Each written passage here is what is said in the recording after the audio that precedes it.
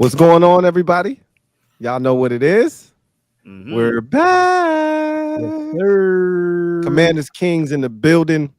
Here to talk about the burgundy and gold. We got some news today that dropped this morning.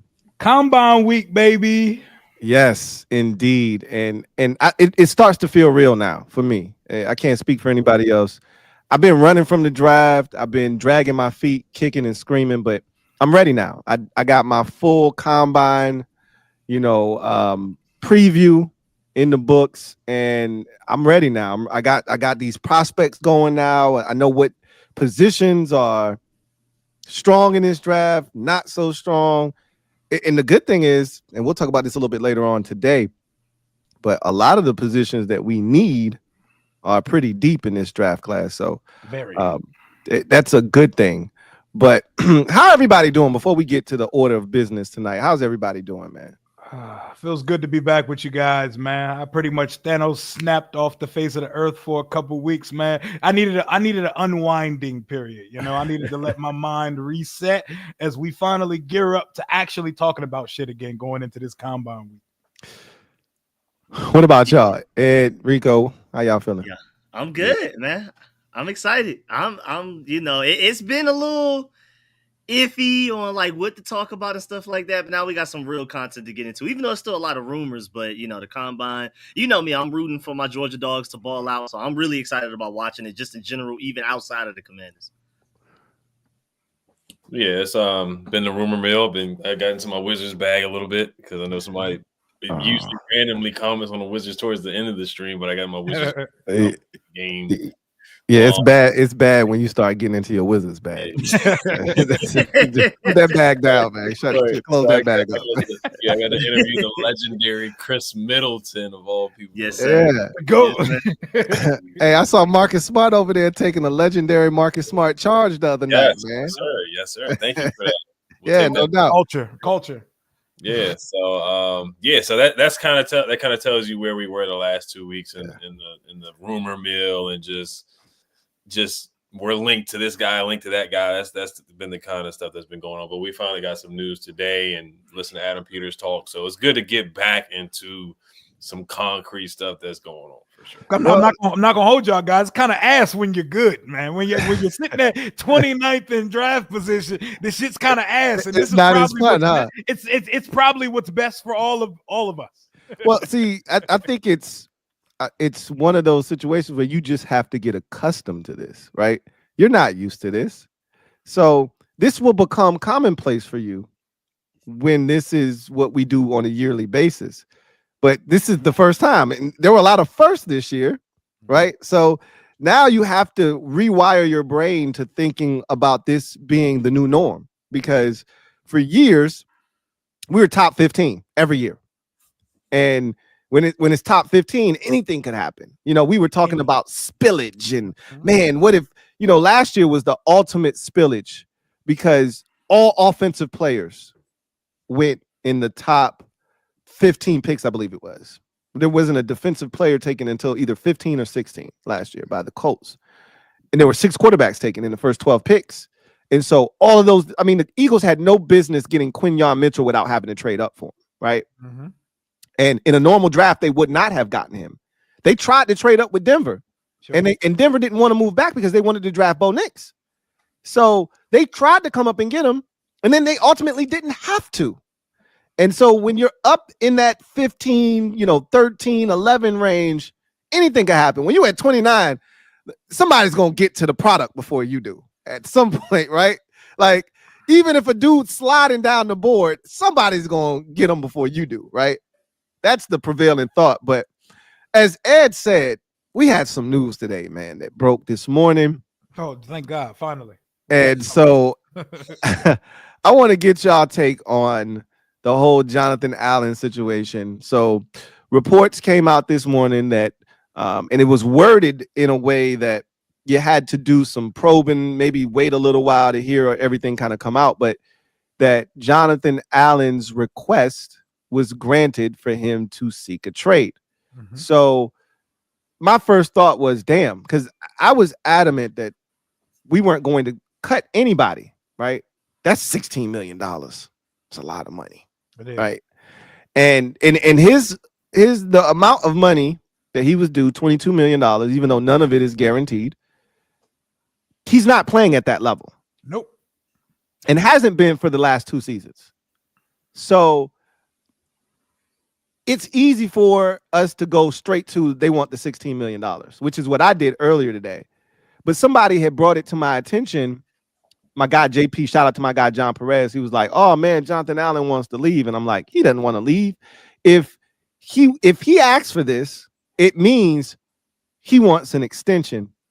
He wants guaranteed money, and they're not going to give it to him." Yeah, about to say, let him go seek that elsewhere. So we'll start with you, Rio. When you first heard this news about Jonathan Allen, what first came to your mind? I was excited. I was like, damn, I wish I'm home right now so I could actually talk about this. You know, I'm just settling back in today. But I was like, I had the feeling that they were going to try to force both Alabama guys back on us going into the 2025 season. So it's music to my ears. And I like to hear Band-Aids ripped off. We're not going to sit here and play through the new league year with, we don't really know what's going to happen with Jonathan Allen. Oh, we now know Jonathan Allen will be moving on to greener pastures or whatever type of pastures that he seeks. I see no reason to touch his contract. I think we ultimately end up releasing him because I don't think the capital that we as fans seek, I don't think we're going to get that for Jonathan Allen. And we've already shown the card that we're willing to mutually part ways. So there's really no leverage for someone to kick our door down. Hey, go ahead and have a third, have a 4th round pick. So I don't really know what we're getting for him. It feels similar to the Cooper Kupp situation in Los Angeles at this point, where it's inevitable that he's leaving.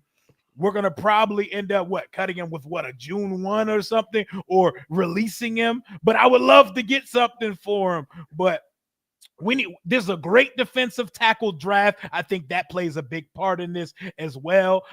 We need run stoppers on this defense, and we haven't got what we've paid for over the last couple years from this guy. It seems like since the guys got paid, him and his partner, Deron Payne, the play has regressed. So, hey, you are a proud Redskin football team commander, lifer, man. I wish John Allen the best as we go forward, but he gone, y'all. He gone. We're going to talk about compensation a little bit later, but Ed, give me your thoughts on Jonathan Allen. You were the one that broke the news to me. I was upstairs brushing my mouth. Mouth was all funky. I hear my phone go off. I look at my watch.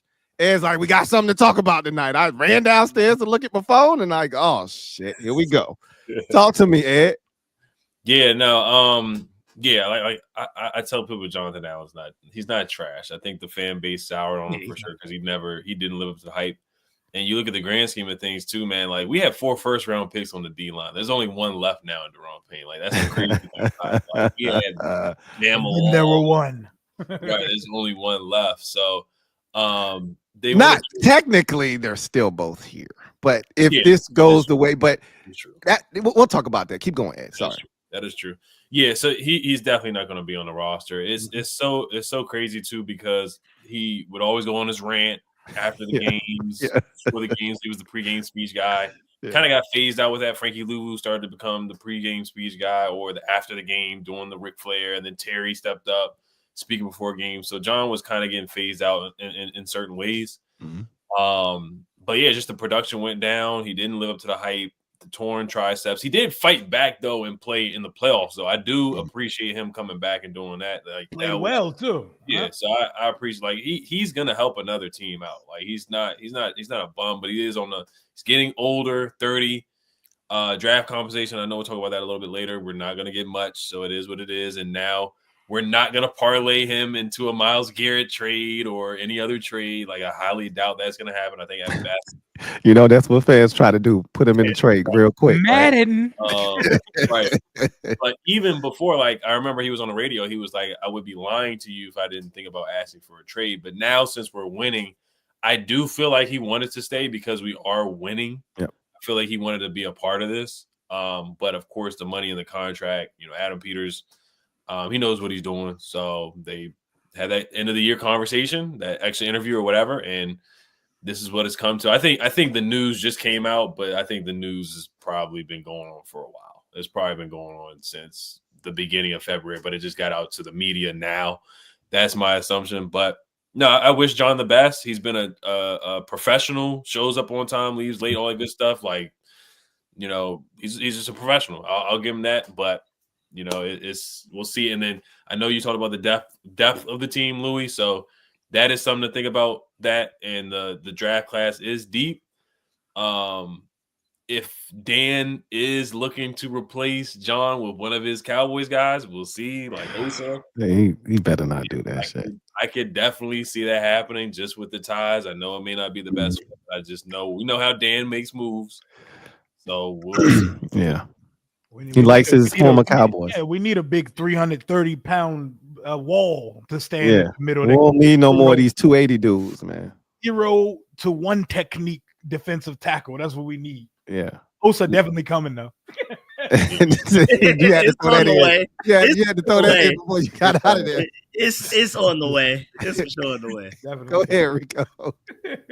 But yeah, I mean, this whole situation is crazy. I agree with y'all. Like, I just felt like we couldn't go into this next season with both of them. And then the whole Jonathan Allen thing was pretty obvious if you had to choose between the two, because he's the one without the guaranteed money. Now, granted, if you're serious about moving him, you're probably gonna have to eat some of that cap space. And this is definitely more of a cap space move than a draft capital move. This is not like a player in his prime, you know, that you're potentially trying to, you know, get a high draft pick for. This is more so to free up cap space so you can go, you know, make some serious moves in free agency. We'll see if it's going to be by quantity or quality. We'll see. And most importantly, the first thing I thought of when this whole news dropped is like, please, whatever you do, his agent walking around the combine, only show people that Lions tape. Just show them the all 22 of that Lions tape on repeat. Just go around with a phone, just handing that out to everybody, and hopefully that could drive up his trade value just a little bit. Just make them believe that, hey, this is the Jonathan Allen you're getting. I think we'll be able to, you know, get a pretty decent price out of it. But I mean, it's the end of an era. That was my one of my first thoughts as well. Like, I'm sad to see him go, but this is like one of those, you know, this is why we brought in Adam Peters, to put on his big boy pants and make moves ahead of time. You know, Bill Belichick was always known for being one of those guys that gets ahead of situations, like trading a guy too early rather than too late. Yeah. And I feel like Adam Peters is headed towards that, even though, to y'all point, I feel like this is more so like a Jonathan Allen wants to get paid, wants his money to be more guaranteed. And Adam Peters is like, there's no way. Right. Off of what you've done the past 2 years that you think we're going to do that. But yeah, I feel like this is more so just Adam Peters putting on his big boy pants and getting ahead of something that's probably inevitable at some point anyway. So before I give my take real quick, I'm actually really interested to see what y'all say right now. Give me the one thing that comes to mind over the 7-8 years, however long it's been. I think it was 8 years Jonathan Allen spent in Washington. What's the first thing that comes to your mind? It could be a play, it could be some post-game rant, it could be him hyping, you know, the team up. Give me, like, normally when you think about a guy, there's a play. Like, if I ask you Terry McLaurin and I ask you for one Terry McLaurin moment, play, anything that stands out. It's so easy to just name a play. Just name something, right? Yeah. If I ask you for Ryan Kerrigan and you could just name one, right? Give me one Jonathan Allen play. One, anything, or a rant or anything. What's the most memorable thing you have from Jonathan Allen during his time here in Washington? Do-rag. Go ahead. It's gotta be either the name when he was with Doug Williams or the rant where he had the do-rag on. The do-rag. That's do-rag, Allen. That's exactly it. That's the answer. It's that, yeah. It's that more than an actual. He had good plays. Don't get me wrong, but yeah. But you can't name none of them though. He played well, but there's not a signature John Allen play, and everything that you think about with him is him talking, right? For the most part, right? Either hyping the guys up, but it's the do-rag Allen, right? It's the do-rag rant. And after Right. and after the do-rag is him boxing Deron Payne versus the Cowboys. Yeah. Oh yeah. Oh yeah. Yeah. It's nothing on the field, right? It's something off the field with him. What's the Allen signature play look like? Wait, that's crazy work, right? Like this man he's got over 40 sacks for us, so you can't think of one of them joints where you're like, yo, I remember that play, right? Like that's crazy. We went through that exercise earlier on the show, and I was like, give me your signature John Allen. Like somebody asked me, what would you remember most? And I'm like, damn, it ain't even a play. Like you said, and I forgot about the boxing match, but that's a good one too. Like it's either him getting into it, scrapping with his boy on the sideline, or it's a do-rag rant for me, right? Y'all remember when he had that tweet about who he would, what historical figures he would have dinner with? Do y'all remember that? Oh, of course. Vaguely, one of his vaguely, yeah. One of his what was it? Was Hitler? Hitler, yeah, I remember it was Hitler. Yeah. That he's different, man. He's definitely he was wild. VA boy. Hey, won't claim him though. hey, shout out to John Allen though, man, for real. So my whole thing is, it's funny because I was adamant, and this was going to be the topic last week on the show, was would you guys be surprised if they cut anybody? And my response was going to be yes. I'd be shocked. I didn't think they would cut anyone because they don't need the cap space, and we don't have a ton of depth. I can't stress this enough. I think I've said this enough times. You're probably tired of hearing me. We played Carl Davis meaningful snaps in the NFC Championship game. I cannot stress this enough. With John Allen healthy. Him and Sheldon Day was out there getting active. Man, in the NFC Championship game. And so I can't stress this enough. We were already short on depth to begin with. So I don't think they had any intentions of cutting him. He facilitated this. They didn't want to cut him. They didn't want to do this. But we saw Trent Williams last year do the same thing in San Francisco, right? We saw Matthew Stafford do the same thing in LA. Guys who had a year left with plenty of money. Like, I think Stafford deal had like 40 something million on it, and Trent's deal had like 20, 30 something million on it, but none of it was guaranteed. Nope. And guys aren't comfortable going into that last year with no guarantees. And so he wants guaranteed money, and nobody believes that he should get an extension here. Like, you don't get a lifetime achievement extension here. You haven't earned that. You've played well, but Terry could have a down year. We'd be like, yo, hey, bring Terry back off principle, right? Yep. Like, sign Terry up. Like, if Terry doesn't get his extension this offseason, which he should, but if he went out and he had an 892 yard, 8 touchdown, 70 catch season, we'd all be like, yo, still bring Terry back. Just off of principle. John Allen ain't getting that kind of treatment. Like, bro, you don't deserve to be back. Nope. You know what I'm saying? So I get where the organization is coming from. I understand where he's coming from. I'm disappointed it had to come to this because you went through the worst of worst times here. And you endured 3 different regime changes. 3. You were one of the few guys other than Tressway that could say, I played for Gruden, Rivera, and Dan Quinn. I was a Redskin, right? A Redskin, a football team player, and a commander. Like, not a lot of guys can say that. Yep. You and Duran are the only 2 on the defensive side that can say that. Yep. And we've seen you in 3 uniforms. and you went through all that. We're good now, and I get it. It's a business, but damn. You know, it sucks that it came to this, but at the end of the day, business is business. And I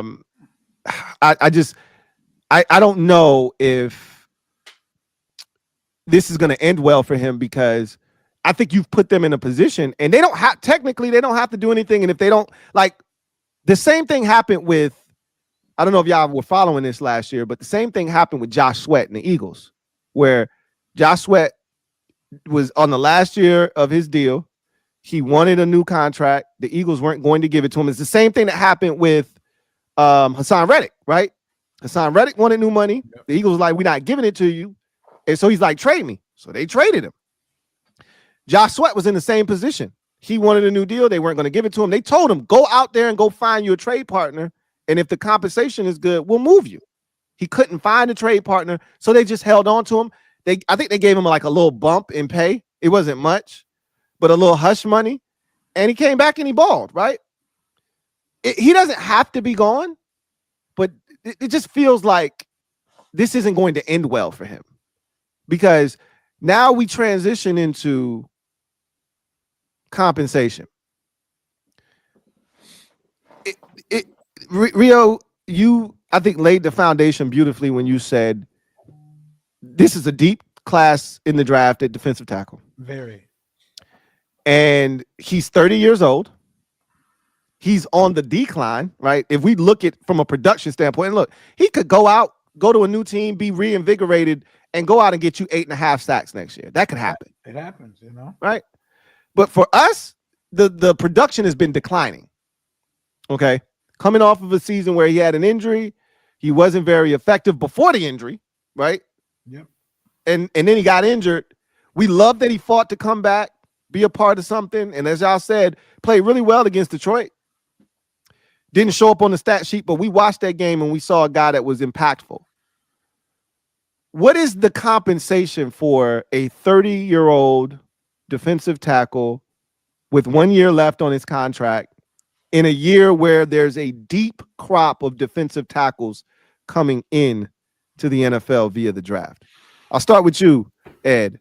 What do you think is the compensation for a Jonathan Allen trade? What does that look like for you? So unfortunately, what I saw, John Keim said a 6th or a 7th round pick. Mm-hmm. So that's disappointing. But I could see a world where he's released and we don't get anything. Honestly, yeah. I could definitely see that. I could see that with Debo. I could see that with Cooper Kupp. I could see those guys in the same situation. To be honest, and the tricep, the pec injury doesn't help. The production, the last year and a half doesn't help.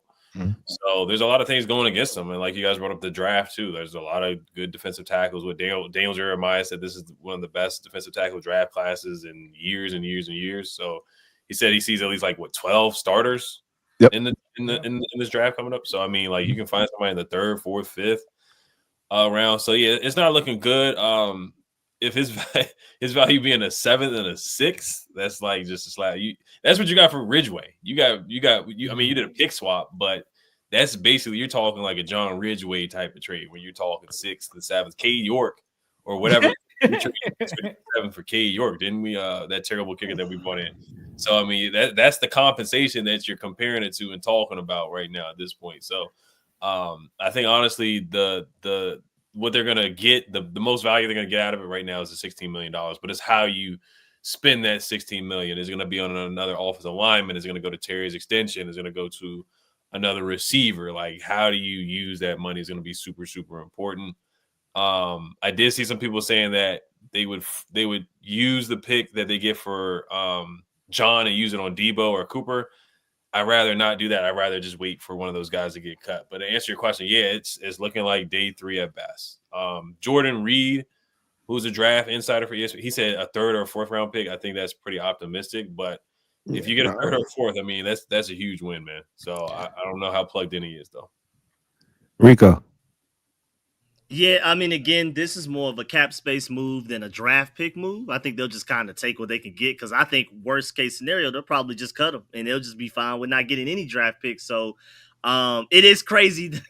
Shouts out to Ed for like the Cade York point, but I mean, it may be like a 6th or a 7th. I mean, with the age and the last year of a contract coming off of a pretty bad injury, I don't, and then to the point of like the really deep draft class, I mean, it's just like, why would you give up a draft pick for Jonathan Allen?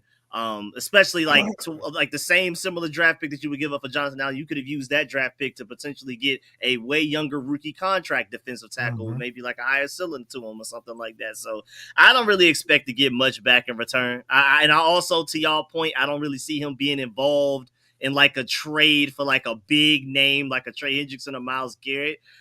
Maybe, there's been talks about Cooper Kupp or Deebo Samuel getting cut, and we're talking about cutting Jonathan Allen. Maybe that ends up being a straight up trade, but that's going to put a bad taste in my mouth. Because to Ed's point, I mean, I just feel like it would be nice if we can get something way more valuable than that, but I'm thinking like a 6th or a 7th as well. Me personally, I feel like this is headed to release land, but for the sake of conversation, I just want to tell the fans first and foremost, we're not getting a day 2 pick for Jonathan Allen. If you think you can cancel Christmas on that. Yeah. If you think we're getting a 2nd or 3rd round pick for Jonathan Allen, you're lying to yourself. Walk with us into reality. Yes. If we could get a 4th or 5th for Jonathan Allen, we all jump for joy. We all cheers it up, and we all pour ourselves a shot or something, because that would be amazing at this point. The ceiling we're gonna get is some type of day 3 pick. So probably near the end of the draft, but I think this most likely results to cutting and just saving cap on it, like Rico said. Another thing to add to this conversation, I wish I saw enough from Johnny Newton in year 1 to say, "Oh, we're good. Plug and play him next to Payne. We are good." I wish I didn't have to say, we might need to draft one of these DTs in the first couple rounds. I wish I didn't have to say that. That's a great point, which is what I've been saying, which is why I did not see this coming, because right now, and again, it's early, and I'm not giving up on Johnny Newton. I'm not calling him a bust, and I'm not saying he can't improve and get better. I'm just telling you, from what we saw last year, he looks like a rotational depth defensive tackle. Yes. Right. And the jury's out on him still. Right. Like, we're not like making his first season a microcosm of his whole career. Right. But I'm just saying he played a lot of football, and we all saw a lot of Johnny Newton last year, and Sheldon Day was out here looking significantly better than him. I'm just saying. Yeah. And that was my point as to why this was somewhat of a surprise to me, because in a year where, and Adam Peterson, we're going to transition to that here shortly, talked about 28 free agents that we have to make a decision on. And you have holes on this roster. He's pretty much said we're kind of in the same spot we were in last year. And the only difference is we brought these guys in and we know who we want back. But this wasn't a hole that you necessarily had to fill, right? If you drafted someone in the 7th round, cool, another guy to add to the mix. If you signed a low grade free agent, cool, you just add another guy to the mix, right? If you cut Jonathan Allen, which I'm not going to say is a guarantee right now, because if he doesn't find a trade partner, he's still of use to you and of some sort of value. So I'm not going to say he's automatically cut, but it feels like at this point, if that's where your mind is, if that's how you feel, then the only way to bring peace to the situation is to move on, right? Because we didn't want to do this, but now that you making a big stink about it, that is $16 million over there that I can recoup. You know what I'm That's saying? literally how they're looking at it. Yeah, like, I mean, we really wasn't tripping about it, but since you said something, I mean, that is 16 million, bro. Yeah. Right? So I was saying, to your point, Rio, there's no way you're getting a day 2 pick. You could erase that from your mind. Not a chance in hell. I said the best you're gonna get is a 5th. I said a 4th, and this man, Chef P, is a wizard. He's a magician. Okay. I said a 5th or worse, right? 6th, 7th. That's what you're going to fetch in a trade. Chat said we can get DK for him. What you think? Hey, I've been saying this. Hey, why don't you throw Landon Collins in too? While you're like, come on, man. What are we doing here, man? What's Landon up to? Hey, don't be to Landon Collins in the trade too while we at it. Like, it's a shame because it didn't have to come to this, but this is where we are now. So transitioning to, and I thought I had one more thing to say, but if it comes to me, I'll bring it back up. But transitioning to Adam Peters, I think everybody's seen his his press conference today at the combine. Anything that you gleaned from that? And I don't know if you guys watched the video that JP Finley posted of the scrum session that he had. That was to me more Insightful. informative and insightful than the actual national media. Because you had all the local guys hitting him with questions that matter, right? Versus the one where you got people asking him about, I forgot the name of the player. I was like, why are y'all asking him about that? Oh, Marshawn Lattimore, asking him about Marshawn. He already answered that at the end of the season. Marshawn Lattimore ain't going nowhere. So anything that y'all were able to glean from Adam Peters and what he had to say today? We start with you, Rico. I mean, now, granted, clickbaitish, but he was asked about his ideal edge rusher in the scrum. Oh, Lord. And he literally described Myles Garrett. Like, why is he playing with it? You can tell he's playing with us. Like, he did that just for people to run with and do videos on, write articles about. Yeah, that was definitely, here's this little bit of funny bait for y'all to talk about. So y'all can leave me alone about all of this other stuff. Here, speculate over this. Forget about the whole Jonathan Allen thing. Stop asking me about Marshawn Lattimore, to Louie T's point. Here's this quick little, innocent bait that I'm gonna throw out there to you. I mean, what did he say? Like 6'5", 36-inch arms, or the crazy 10-yard split. His 10-yard split. Literally describe Myles Garrett. Like, come on, man. They don't even have that in this draft. So, like, I thought that was at least the most entertaining part. That's funny. Rio.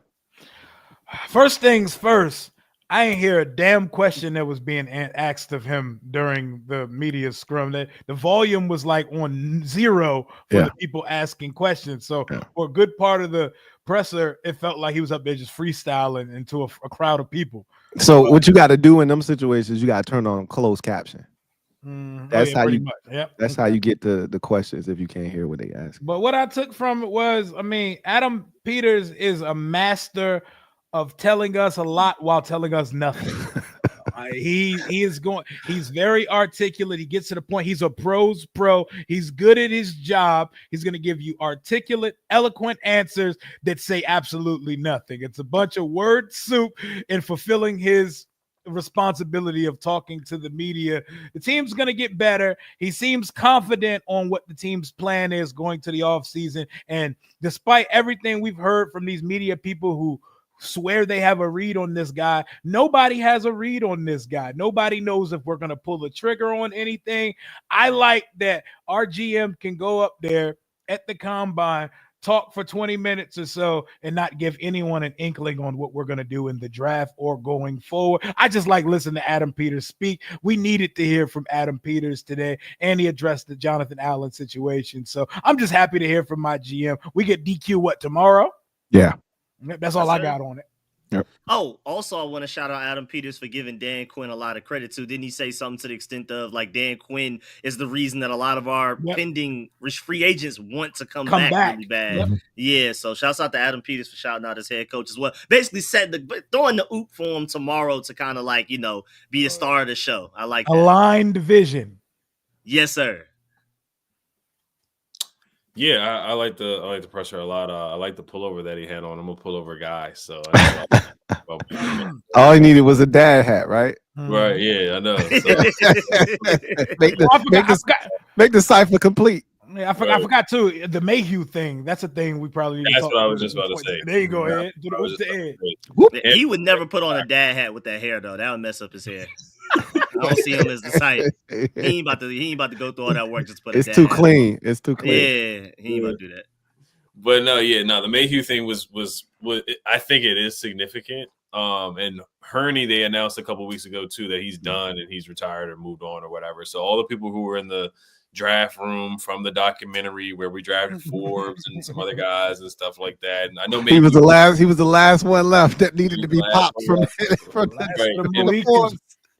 I think Mayhew was banging on the table for the guard from the Texans too. I can't remember, but I know he was banging on the table for some random first round pick of the year. Kenyon Green.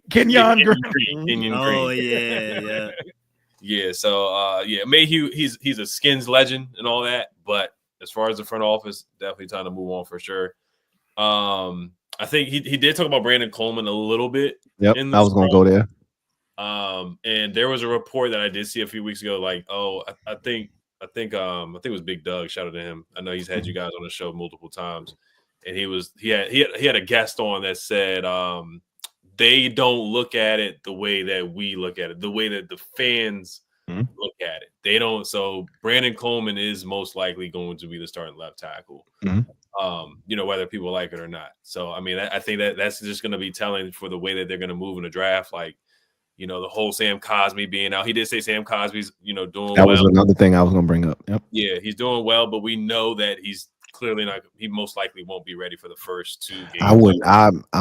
I think he's going to be ready for week 1. You think he's going to be ready? That's something that will be interesting. I can't wait first. That's like a training staff that can get 20 games out of 34-year-old Zach Ertz. I wouldn't put it past them with anything at this point, dog.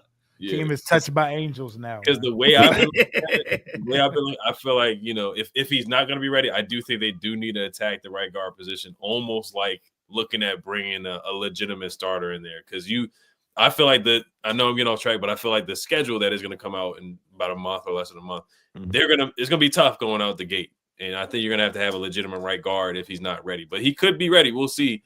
But yeah, that's what stood out to me. Just the offensive line talking about Cosmi. And Brandon Coleman is most likely going to be your starting left tackle, which I'm fine with too. I think Coleman had some good moments. But of course, if you could upgrade, then you should upgrade. But they believe in him. He's a 3rd round pick. And Adam Peters, it looks like he wants him to start. Yeah. I was going to definitely touch on those 2 things. I gleaned from his comments that Brandon Coleman is in fact going to remain at left tackle, and they're going to continue that experiment, and which is fine. Again, I knew that they liked his athleticism, and he dealt with some injuries and he battled through it, and so in their mind he played well for the circumstances that he was under, and so they better lean that boy out, get some speed training this offseason, get them feet moving. Yeah, we're gonna see because athletically he can do it. It was, for me, not being able to sustain, right? Stay engaged. Like that second act by the edge rusher was usually what doomed him. So maybe and again, you got to factor in a lot of stuff. He's young. He hasn't played football for a very long time. He hasn't had, the ability to stay at a position for multiple years. So, we'll see what happens, right? He also talked about Jaden and, the kind of quarterback he is, gave him a lot of love, talked about how, he really helped stabilize the situation, made it a lot better of a combine for them this year around than, the stress that they had last year. And then he really talked about the roster overall, his philosophical beliefs, talked about the draft and them only having 7 picks. Would he like more picks? Sure. But he said, we'll utilize any form of free agent, any form of adding players that we can, whether that's trades, free agency, the draft. He talked about free agency, and he was pretty much like, we're going to be aggressive in free agency. Like he said, we're going to be aggressive, which is what I told everybody. I said, he's going to be aggressive out of necessity. The man literally said today, we got to fill the roster. We have to fill a team, field a team. Okay. We're going to do the same exact thing we did last season. And I've been telling people this because everybody keeps throwing out all these big names. And I hate to burst your bubble. Nope. T. Higgins won't be available. Nope. Chris Godwin ain't going to be available. I don't know if y'all been listening to some of these other GMs that spoke today. Joe Horowitz, who is the Chargers GM, he said, we want Khalil Mack back. We've been talking to him. We've been talking to his agent. Like all of these dudes that y'all thought were going to be available, most of them aren't going to be available. That money signing going to be like a corner or something. Like, well, I already said it's going to be a corner. Yeah. And if they were interested in tackle, but they're not interested, it doesn't sound like interested in tackle. So corner, I said this a week ago. Corner is going to be our biggest purchase in free agency. That's the one thing I can assure you we're going to spend good money on. I can't assure you about anything else. So he did say we're going to be active in free agency, but I think it's going to look a lot like last year. The biggest difference is last year we didn't bring a lot of our own free agents back. they're going to do that this year. They're going to bring back, I think, Ertz. And I saw Pete Carroll. I was like, hey, Pete, can you keep Bobby Wagner's name out your mouth, though? Because you really over here talking about B-Wags. And I know that's a West Coast dude, so I wouldn't be shocked if B-Wags was willing to go back to the left coast. But when it's all said and done, and this is what Adam Peters spoke about, the culture that DQ has put in place makes coaches want to stay, and it makes players want to stay. And I think we're going to get Ertz back. I think we're going to get Wagner back. I think Jeremy Chin is going to be back. And then you kind of go from there after that and see, what else needs to be done. But on that note, it's Combine Week, as you said, Rio.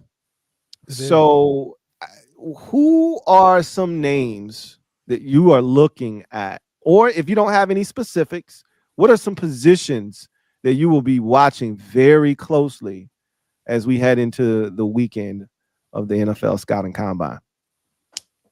Running backs. Oh my God. I'm going to be watching every single running back workout that takes place this week because we need one. We need to draft a running back in the first 2 days of the draft. Well, it could end up being on day 3, but I feel like the necessity and some of the name, I think there's going to be a real run on running backs in like the 2nd and 3rd round.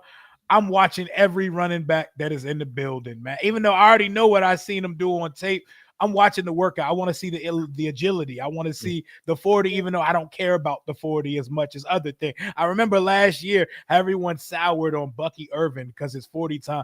I said, did y'all not see him play at Oregon? He plays plenty fast. He plays plenty fast. That 4.6 or whatever he ran did not predicate it didn't correlate to what you saw on the tape. I'm watching running backs. I'm watching tight ends. That's what I'm mostly paying attention to. You really think they're going to draft the tight end? At some point, I think you got to add another one because I would love Senate to just be it. But until I see otherwise, that's a fullback.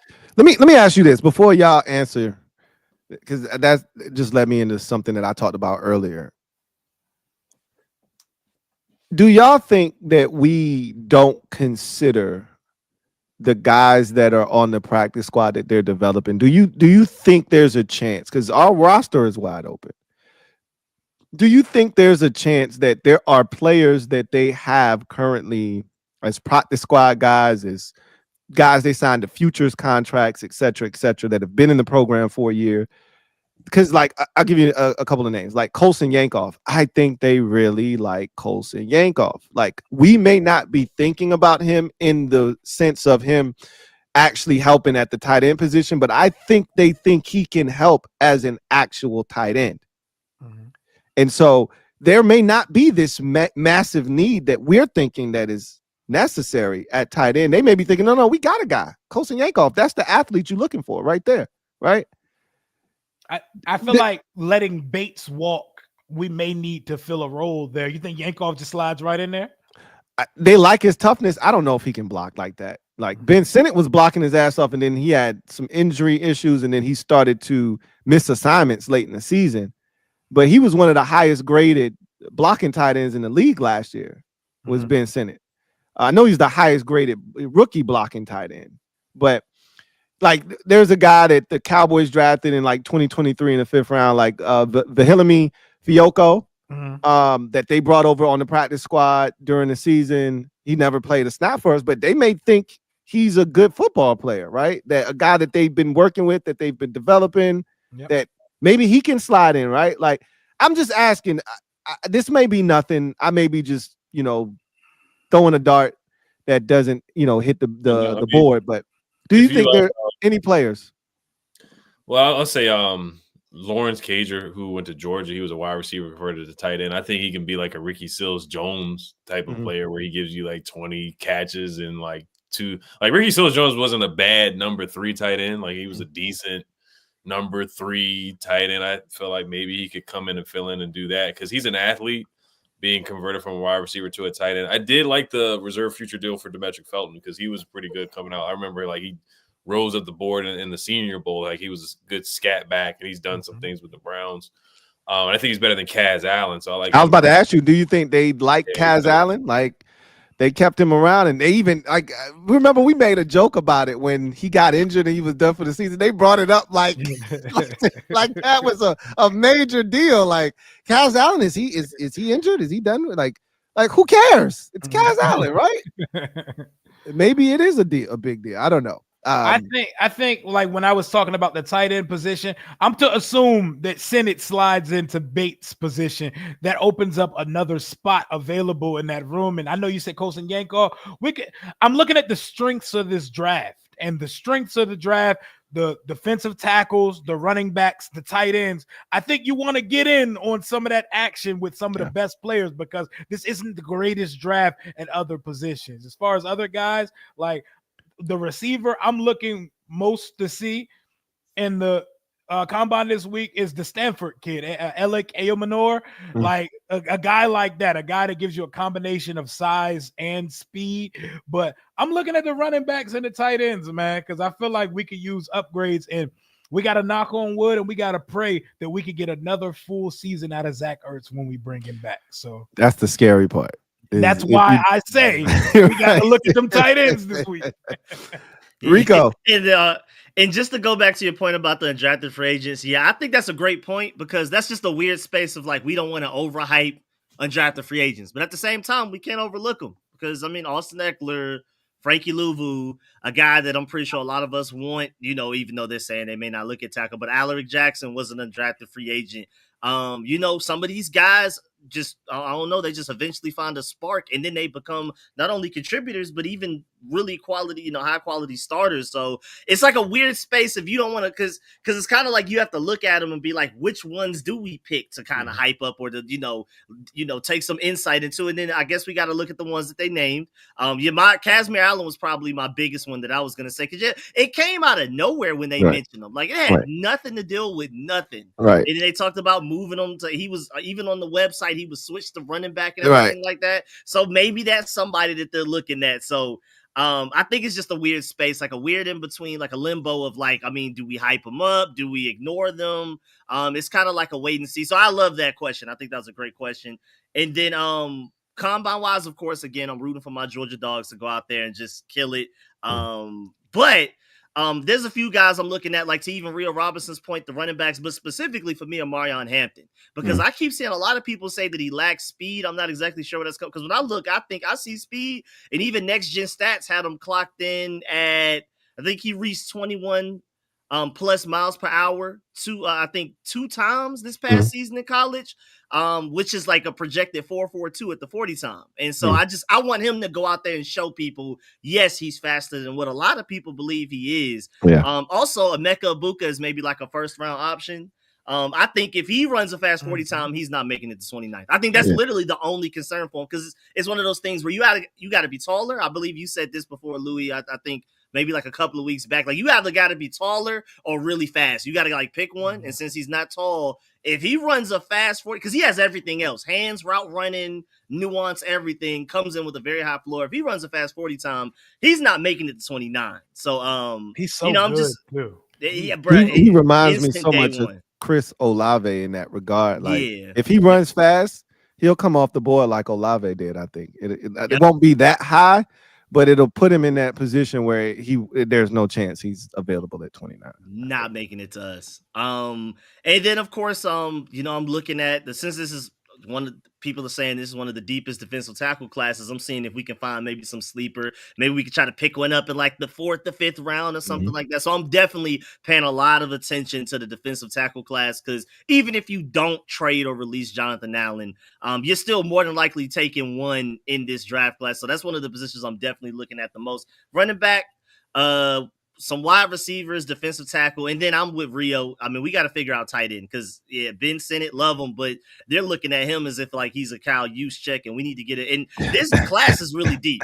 Now, granted, I would say the edge rusher class and defensive tackle class are deeper, but I feel like this tight end class is also very deep. Up there. And I feel like we'd be remiss to not come away with at least one of them, because it's like a really pick whatever you want. Whatever, like if you want the blocking guy, you want the deadly receiving guy, you want the dual threat guy, whatever you need. And I feel like there are multiple Zach Ertz replacement options there that we can groom alongside Zach Ertz. So I'm looking at those guys at the combine to see if they're actually as fast as they look. Like Harold Fannin Jr., that played, against relatively low level of competition quite a bit throughout the season, even though he balled against Penn State.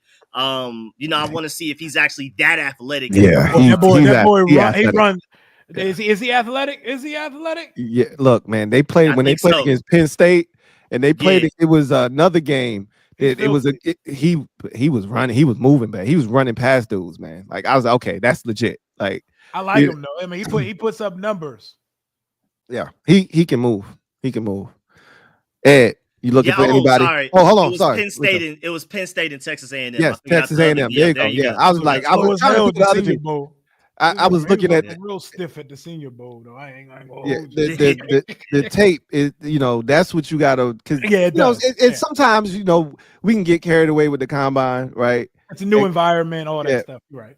So I think this will be a good test to see what some of these guys can do, but the tape don't lie. If you can ball, like I give you a guy, Sampson, the running back out of Tennessee. Ooh. I don't think he's gonna run fast. I don't. But he plays fast, right? Yep. So you have to watch the tape to be able to identify these types of things, because he might go out and run a 4.51, and you're like, But you watch him, and that look like 4.43, right? That look like 4.42. Past everything. Yeah. So I think he's the kid that broke off a 90-yard run against us on the first play we played Tennessee this past season or something, or 2 years ago. He can scoop, man. And the word out on the street is he might not run, he might not test well. So we'll see. I think it's going to be interesting. What you got, Ed? Definitely the running backs, wide receiver, Tez Johnson, just the speed. I think he's going to do it. He's definitely going to run a 4.3. I know he's projected to run a 4.3, so I'm intrigued to see how he does on that, because we could definitely use some speed there. I think he may be there in the second round. We'll see. Luther Burden is probably going to be out of our range. Matt Golden, he might be there. So it's a lot of might, especially being there at pick 29. Running backs, I know everybody's in love with Cam Scatterbo, but I think when people see him run like a 4.6, I mean, people are still gonna love him anyway, just because he plays hard, he runs hard, he's like a bowling ball. Man, keep that man away from me, bro. Riggins, you don't want nah, this ain't 1983. I'm good. Every time I see him run the football, I think about Stone Cold in The Longest Yard. A white man runs the football. That's how you run the football.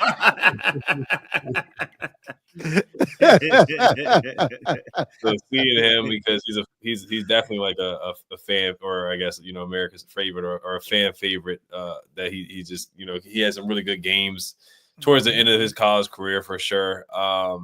Devin Neal, you guys brought up Dylan Sampson. Those are two guys I'm going to be looking at from the running back spot.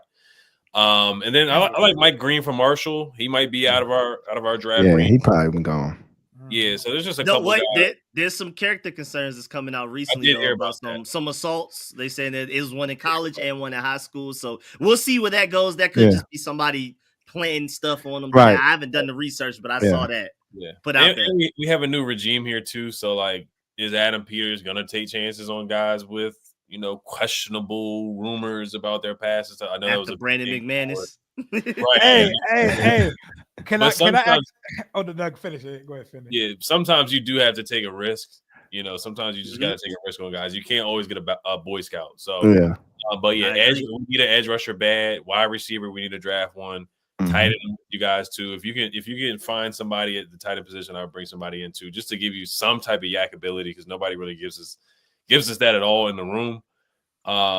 Edge, and then still corner too, like what's his name, Shavon Revel or something like that from Eastern Carolina. I'm gonna stay away from them dudes coming off injuries, man. Don't scare me, all bro. The corners are injured pretty much. Yeah, I'm gonna stay away from them injured dudes, man. A lot of injured guys, but I think we will take a look at corner somewhere in the draft. I do feel like we're gonna look at cornerback.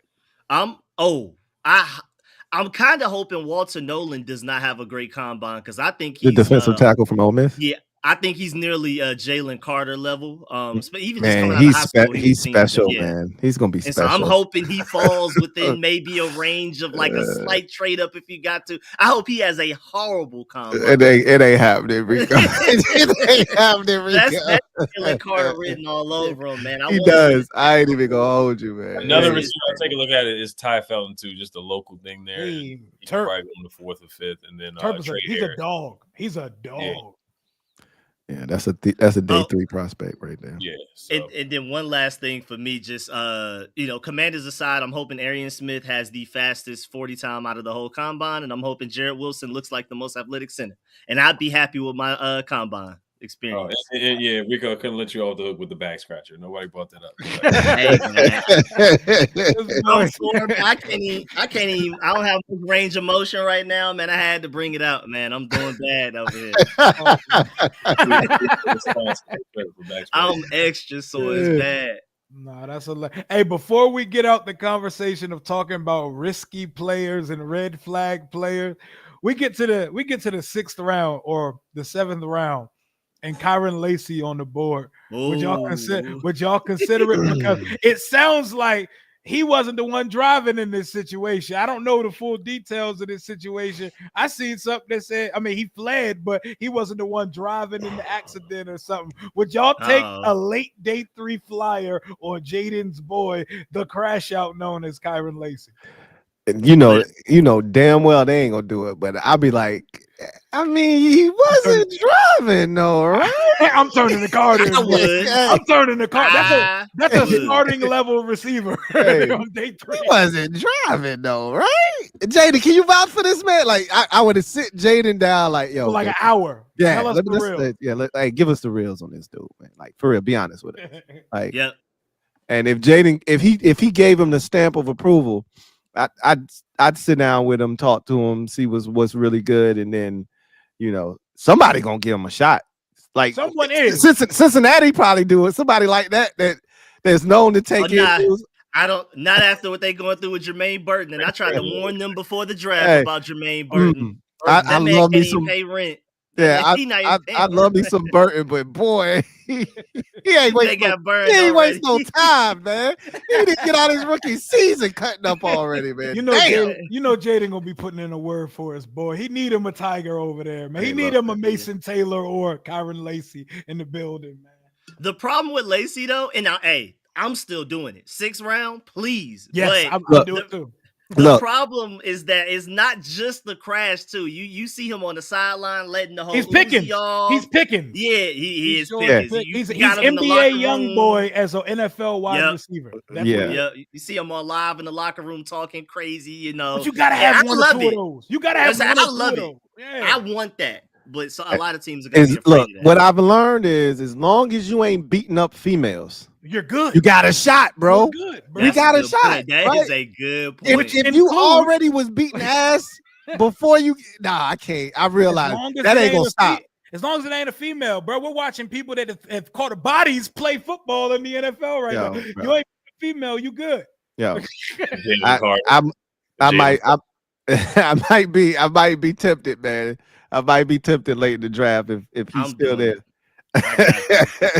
But hey, I can assure you, he does not meet the commander standard. Bobby Wagner and them will put him in a headlock and get him right. Jaden and Bobby Wagner and them, they got him, man. Ertz and them, they good. Dan Quinn, walk and talk with him, man. I understand you, man. I know you've been through some shit. Hey, Scotty said, YN wide receiver. Literally, bro. Sure. The embodiment of it, the mascot of it, bro. Oh, man. He's showing up the rookie mini camp in a shiesty. I can't. It's 700 degrees outside. He got a shiesty on. A shiesty and a Montclair, the rookie mini camp. I ain't gonna lie, that's the type of player that would immediately become my favorite player on the team. If you need one or two of those on the. But they supposed to play defense though, not offense. I can see that. That kind of dude's supposed to play defense, not offense. Hey, I'll take a George Pickens on this roster. Any day for me, man. I don't know, George George a little rough, man. George a little rough for me. But let's get to the comment section, man. Y'all some damn fools, man. Slimy Mike, thank you for the super chat. Greatly appreciate you. Slimy Mike writes, I know y'all high on Amari and Hampton, but I don't know if it's just me, but I think Trayvon Henderson's tape just looks more special. I would love to have either player. Yes, for me, for both. What y'all think about? I can see that. What y'all think about Caleb Johnson?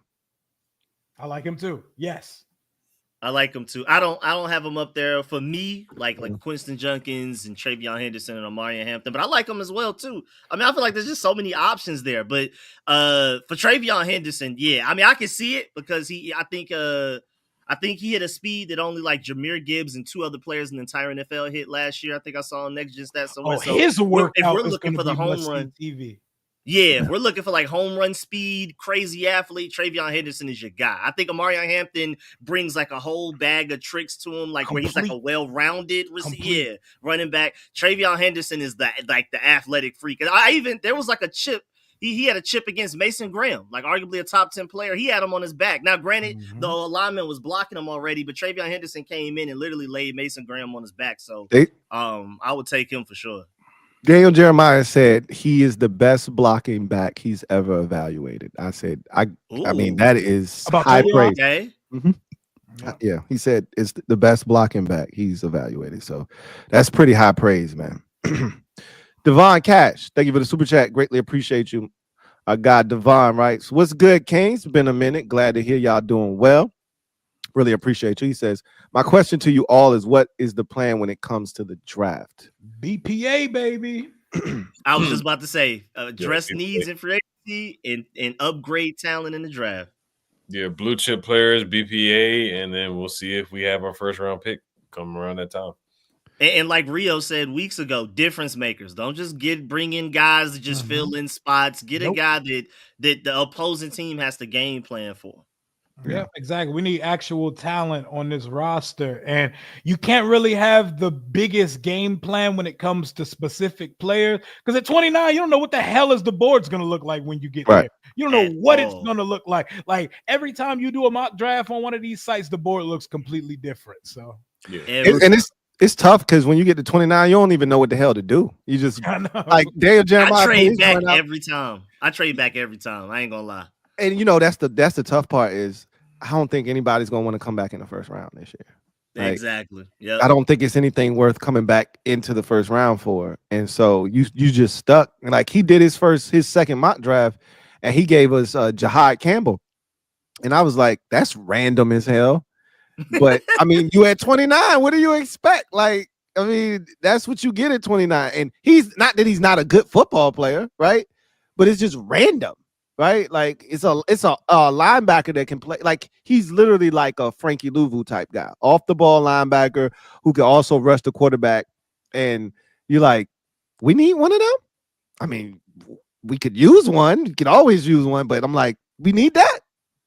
And not necessarily, right? Like every mock draft I see that's picking for us, like I have no reaction to the pick. Like I see it and I'm like, okay. Yeah. I can see it. Right. Exactly. I mean, again, it's hard to get super excited, right? It's hard to get super excited. So Twin D, what up? My guy Twin D, thank you for the super chat. Greatly appreciate you. My guy Twin D writes, just showing support for the Commanders Kings, man. We really appreciate you, Twin D, man. Really, truly do. My guy MP the realest. What's going on? Yay. Marcus Purnell, my guy MP, right? Kings. What up, MP? Can y'all blast the internet by doing a 3-lane Kings mock draft live program? Oh, and Johnny Newton said, can a brother have an off season before y'all mention Sheldon Day with my name?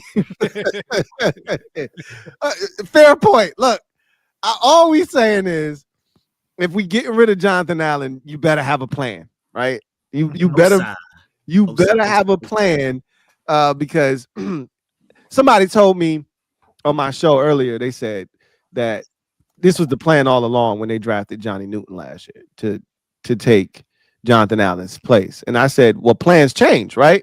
Because had Jonathan Allen went out and had 10.5 sacks this year, he's not going anywhere. It sounds like the Fedarian Mathis plan. That's exactly what I brought up. I said, it's crazy that you said that. I said, because you know what else was the plan? When they drafted Fedarian Mathis, he was supposed to take Deron Payne's spot the next year. Guess what Payne went out and did? Got 10.5 sacks, and that plan changed, didn't it? Yep. So this was not the plan all along. It was like, hey, we're in a position to draft this guy. We didn't think they thought he was a first-round talent, and he was there. And okay, good. Now it's more depth. And if we have to move on from Jonathan Allen, cool. We are in a position to do that. But that's exactly what I said. Sound like the Fedarian Mathis plan to me, bruh.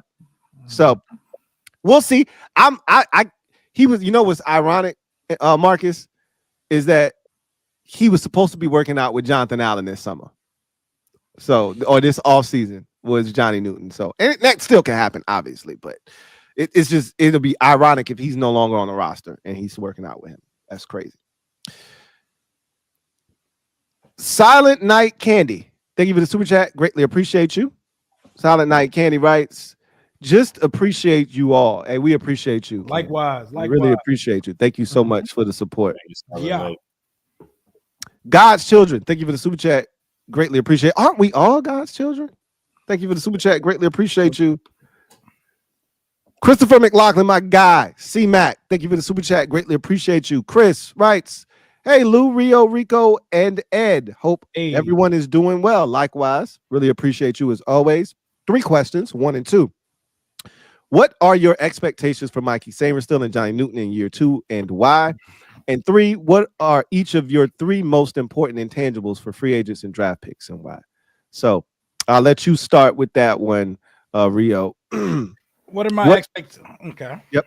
For Johnny Newton and Mike Sainristil. And Mikey Sainristil, I expect him to be one of the better inside cornerbacks in the NFL because I think we're going to sign a boundary guy. I think our priority signing when the tampering period opens up is going to be a Charvarius Ward or something like that to go opposite Marshawn Lattimore and to put Mikey back in his natural innate spot on the inside. He progressed so much during the year because he was getting his ass tore up to start the season. We made him wear way too many hats in just his 3rd NFL game. They said, you never played on the outside before? Go ahead and get on the outside with the best receiver in the NFL, Jamar Chase. On Monday Night Football, put him out there on an island with that animal, the offensive player of the year, that type, candidate. Yeah. The best receiver in the league last year. Wore so many hats. I expect him to be an upper echelon inside corner. Johnny Newton, what I hope happens with Johnny Newton is he becomes a full-time starter next to Deron Payne on the defensive line because I wouldn't mind it if he was a top-end rotational pick, but AP, like, we got to forget about the fact that our 2nd round tight end was used like a fullback, and the defensive tackle we took in this, we had 2 2nd round picks. That's like, but Mikey Sainristil saved the day for that. But if Johnny Newton ends up being a rotational piece and Ben Sinnott never becomes a starting tight end, I'm looking at them 2nd round picks a little crazy in the light. So I'm gonna hope and expect he is a starter. He's a starting caliber DT, and we don't need to go get saved by Osa Odigizua or whatever, however you pronounce that name. Mm-hmm. And what are my most important intangibles? I want difference makers. Rico just said it a couple minutes ago, and I say it all the time. We need difference makers and actual contributors. Day 1 contributors. We don't need a bunch of seat fillers. We need guys that are starters, that are impact players, and that other teams have to say their name when they're putting together the weekly game plan for. That's all I got on the topic. Ed. Yeah, I mean, Rio explained it really well with the expectations for Mikey. He most likely will go back inside now. You got Marshawn on one side, and then most likely probably will be Charvarius on the other side. So you got your 2 outside guys and Mikey on the inside. So that would be great for him, improving his game, forcing turnovers, just being that tough guy, already being a leader as a rookie. So that would be great for him. I think he'll thrive anywhere, whether he has to go outside or inside too. Johnny Newton, yeah, definitely want to see him step up, stay healthy for one, of course, make an impact, pass rush. That's what we saw him do at Illinois. Like, he was one of the best pass rushing defensive tackles in college for a couple of years, and we didn't see that consistently. We saw some flashes of it, but we didn't see it consistently from him. And then let me see, what was the other part? It was like intangibles. The intangibles you're looking for 3. You don't have to give 3, but he asked for 3 intangibles you're looking for in free agents and draft picks. So the intangibles is an interesting thing, and somebody asked Adam Peters about that athleticism part too, like because I think a lot of people take a lot of emphasis in the relative athletic score, and that's something that we scored really high on. Like Ben St. Juste had a pretty crazy RAS score, and that's a different regime. But my point is that you don't want to base everything off of the relative athletic score. I know GMs, they use that too as a metric to measure guys, and I think it's a good metric too. But I think sometimes people get a little carried away with it, and I think the previous regime might have gotten a little carried away with it too. But yeah, athleticism for sure is a huge thing. Character. What kind of character guys are they looking for, or is Adam going to take a chance on a guy? Like I haven't seen him take a chance on a guy with questionable character. I do want to see if that is something that they do here. If there's somebody talented but they've been disgruntled in the past, different things like that, is he going to take a chance on somebody like that? But yeah, definitely character is going to be huge. Speed, because we need speed at the quarterback position. We need an explosive running back for sure. We need an explosive receiver. So those are some things I'm looking for. And then edge rushing, we need explosiveness at the edge rushing spot and run stopping too. So those are just talent in general. That's a big thing for sure. And then there was another part of the question too. Intangible. Yeah, you pretty much covered it. Yeah, free agency, just impactful players once again, man. Wide receiver, tight end, running back. I really want us to attack the running back, and I know people kind of, made the comment that JP Finley made about the running back position. A lot of people commented. I made a video about it too. And we really didn't need his validation for that, but it's just something to talk about. We were going to talk about that last week too. I was mad we didn't get you. Rio said, "Indeed, water is wet." Right, yeah. So it's not like we needed his validation to come to that conclusion. Like everybody knows that was going to happen, but of course, since he said it, it was something that kind of was talked about more in the commander circle. But yeah, running back is a need bad. Mm-hmm. Rico. Yeah, for Mike Sanders still, I agree with y'all. I feel like he's, first of all, going to move back inside, like y'all said, but I also think he's going to really excel at it, and I think he's going to be one of the best slot corners in the NFL, mostly because, to Rio's point, battle tested. I think he led all rookies in passes defense out of all corners. And this is a guy that's shown the ability to adapt fairly quickly. We got to remember that he was a receiver his first 2 years at Michigan. Then he was a slot corner for 2 years. And then within like a couple of games, we throw him at outside corner here. Now he's going to go back to his more natural position. And then I also think that cross training is going to help him. After having to be an outside corner, going back to slot, you'll understand leverage more. You'll have a better awareness and nuance of what's going on. So I'm expecting Mike Sanders still to be one of the best inside corners in the NFL. Johnny Newton, and that's how aggressive he is against the run, how he blows up screens. Like the Kendall Fuller, that was one of the things I missed after we lost Kendall Fuller, the ability to blow up screens. He does that as well. Plays way bigger than his size. Yep. And then Johnny Newton, I'm not sure if I can expect him to go out there and be what I hoped he would be, but I can assure you he'll be better than last season off of the fact that he'll finally have an off season, a training camp to actually practice. He's not coming off of 2-foot injuries. Also, I'm pretty sure the reason Louie's laughing is because when you're down, there ain't much you can do but go up at a certain point. Like, I'm not saying he was terrible last year, but I could easily see him being better than what we got last year, mostly because he missed all practices. He went into the regular season as raw as you can possibly get off of injuries, missing practices, everything, probably not even knowing the defensive scheme that well. So all of that type of stuff. So I'm expecting him to be better. I don't know how much better. That's the problem. Like Mike Sanders still, I feel like he's going to be one of the best slot corners in the NFL. I'm not ready to say that about Johnny Newton, but I'm expecting him to take at least somewhat of a step forward. And then for my intangibles on free agents and draft picks. Yeah, I feel like one of the main ones is consistency throughout the entire contract. I'm tired of bringing in guys that only play well when they're on the last year of their deals. So can we please scout guys that play at their best all 4 or 5 years of their contract? Also, selflessness, please. Because I want guys like when it comes to rush plans, we don't like how Chase Young and everybody they were deviating from the rush plan, and they would sometimes get too far up, or even like gap filling against the run, like making sure everybody, you may see the guy going that way. You kind of got to trust your guys to handle their job. Yeah, discipline, so that that guy cuts back, and then now you're out of place because you thought that you were such a genius and you thought you was going to make a big play. So just selflessness. Take well to coaching. And then of course speed and athleticism, but more, if anything else, more so speed specifically. We need a lot of that, to Ed's point, at a lot of different positions. Relative athletic score shouldn't be the end all be all, but athleticism is very important. I feel like our coaching staff is great enough to where like we have a certain floor. I think the ceiling is going to come from the talent and athleticism. So I feel like we need to definitely look for those. Again, with Rio, we need difference makers. We need guys that you have to game plan against, especially in free agency. I'm not saying go out there and get the top name in every position group, because again, to Louie's point, I think we will have a free agency very similar to what we did last year. But make sure you get some guys that are going to be really good and effective players, not just guys coming in to fill a need as like an average player. Y'all pretty much summed it up for me. I'll just add speed. I think is one thing that I'm looking for, intangible.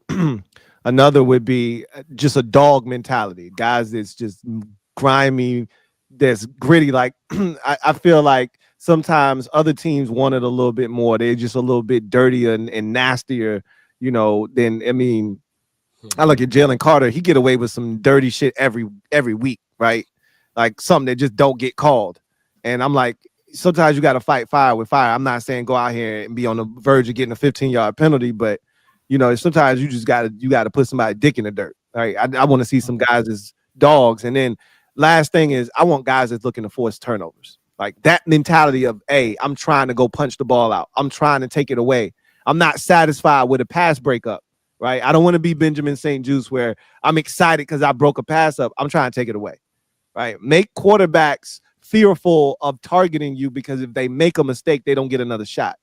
Why would I fear you if it's just an incomplete pass? I'll try it again, right? Look for guys that's willing to take it away, looking to take it away, because we just don't take it away, right? Chris Hunter, thank you for the super chat. Greatly appreciate you. Writes, hey, yo, Stone Cold running the football is crazy. That's scatterbo for you. Hey, that's hilarious, bro. That is hilarious. Man, run the football. My guy MP, double up, thank you for doubling up. Who writes, at Kyron Lacy, in the words of Coach Spurrier, he ain't in jail, is he?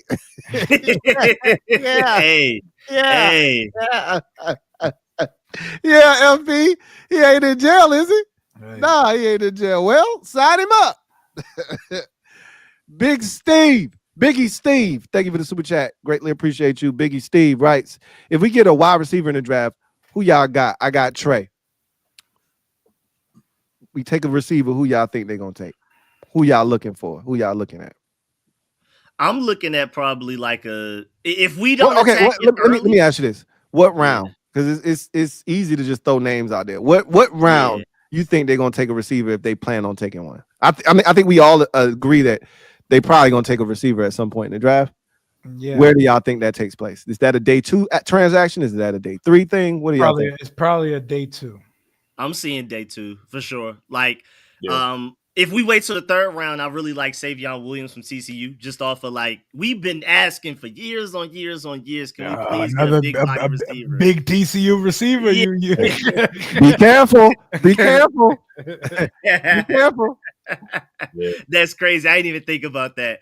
But yeah, I can see maybe something like that in the 3rd round, even though I'm pretty sure most people prefer to address it as soon as possible, maybe like in the 2nd round. But I mean, who's gonna fall to the 2nd round is the problem.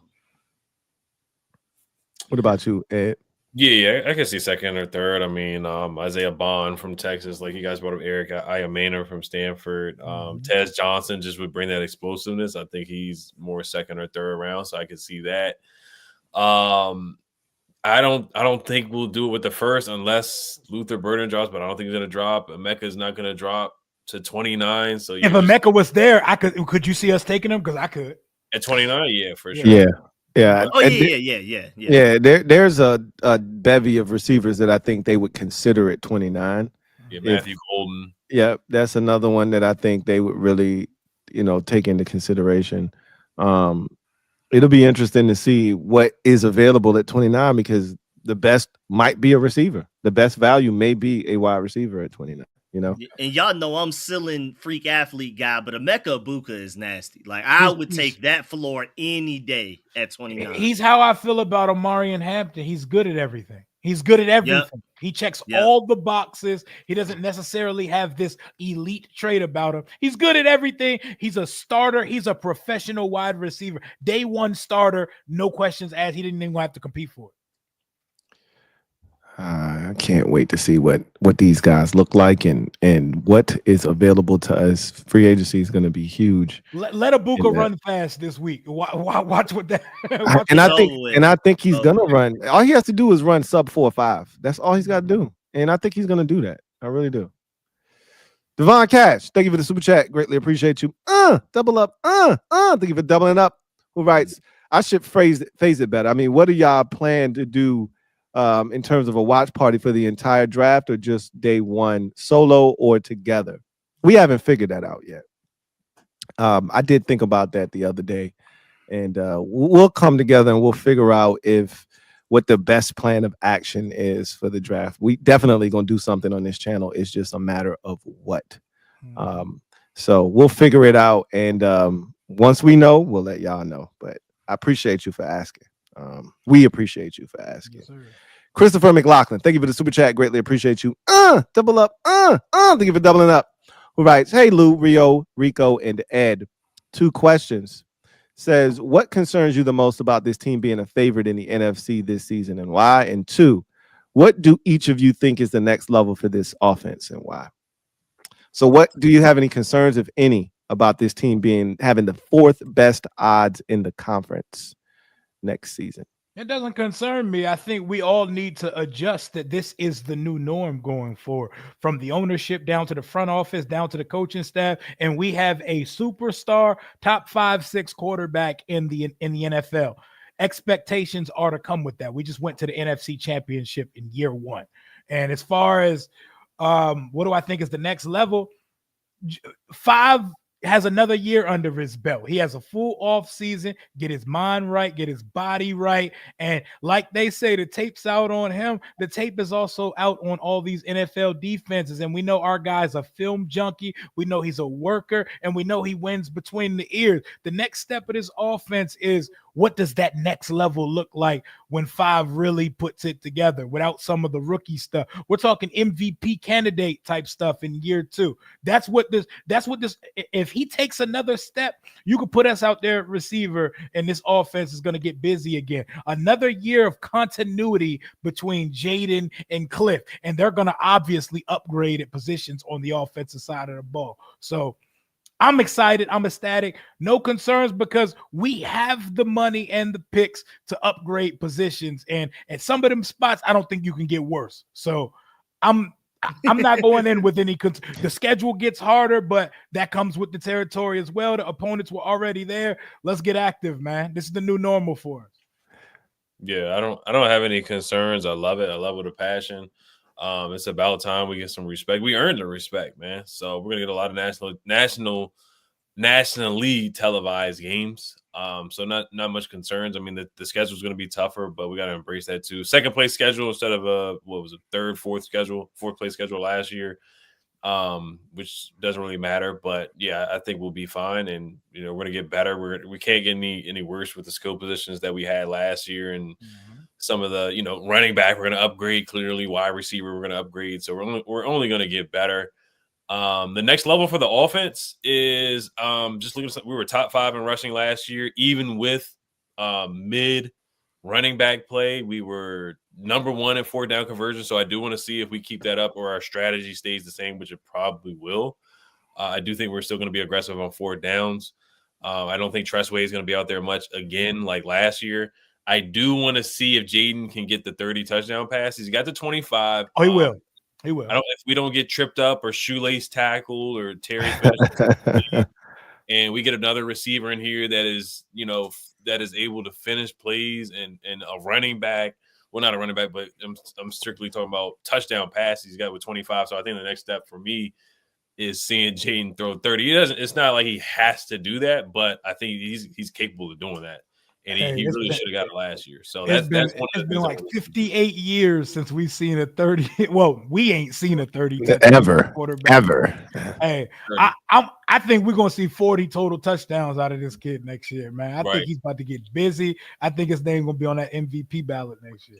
Yeah, so that's what I'm looking for. Can they keep up the 4th down? Them being hot on 4th downs was, once again, I think we just have a quarterback who's just so tough to guard on 4th downs, and it's not an illegal play that we do on 4th downs. We actually shade. Yeah. That's hate. Hey. Love it. They allowed it for the people in the back, man. Right. Yeah, against the team's GM that is trying to make a deal that you can't refuse just so we can't get the player in the AFC. You guys know who I'm talking about.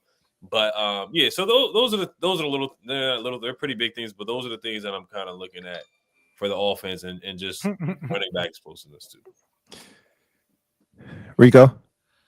I'm not concerned because if anything, I feel like it's too low where they have us. So I feel like if anything, like maybe it puts a better, like we were just in the NFC Championship and they have us probably rated lower than some people that didn't make it. So, and then also on top of that, I feel like that roster that Jaden Daniels had to carry to the NFC Championship, I think it could only be better than it was last year. So, I mean, now granted, going from one season to the next, most teams improve, but I think we're going to improve at a higher rate, at a larger percentage than most other teams. I think we're going to be way better. So I'm not worried about, or even if we were like considered Super Bowl favorites or something, I just feel like we have the right guys, coaching staff, front office, and players in place, the right leaders to where we wouldn't let it get to our head anyway, even as a worst case scenario. And then what do I think is the next level for the offense and why? I agree with everything y'all said. Like, first of all, just another dynamic receiver, just another threat for Jaden Daniels. And then most importantly, the run game. And I feel like it's not just getting a better running back situation. I think it's also the offensive line deserves some of that blame as well. I don't want to go into the season with Brian Robinson and Austin Eckler as your two best running backs at all, but I feel like the offensive line deserves a lot of the blame for that second half of season fall off in the run game. And so Jaden Daniels should not have to lead our team in rushing ever again. Ever. Let's fix that. Let me ask y'all something. Does it not make you just slightly nervous that the only way to improve on last season is to make it to the Super Bowl? I want this. This is the life I prayed for. Yeah, no. I am not running from it. I'm just because it is nervous. It does make me nervous because I never felt this. CJ Stroud. We watched, and people don't really take into consideration the things that transpired with the injuries and the things that happened to his team, because he was playing really well early to start the season when everybody was healthy. Then the injuries took effect, and he kind of hit a little bit of a slide there. But CJ Stroud got exactly back to where he was in his rookie season. He did. Won the division, and they shot to beat the Chiefs in the divisional round. Right, on the road. Won the division, won a playoff game, and went on the road and was highly competitive. 2 playoff wins when guys like Herbert have 0, but they want to tell us he fell off. They literally keep saying he had a step back year, right? And they're praying Jaden has a CJ Stroud like sophomore slump. That's a slump.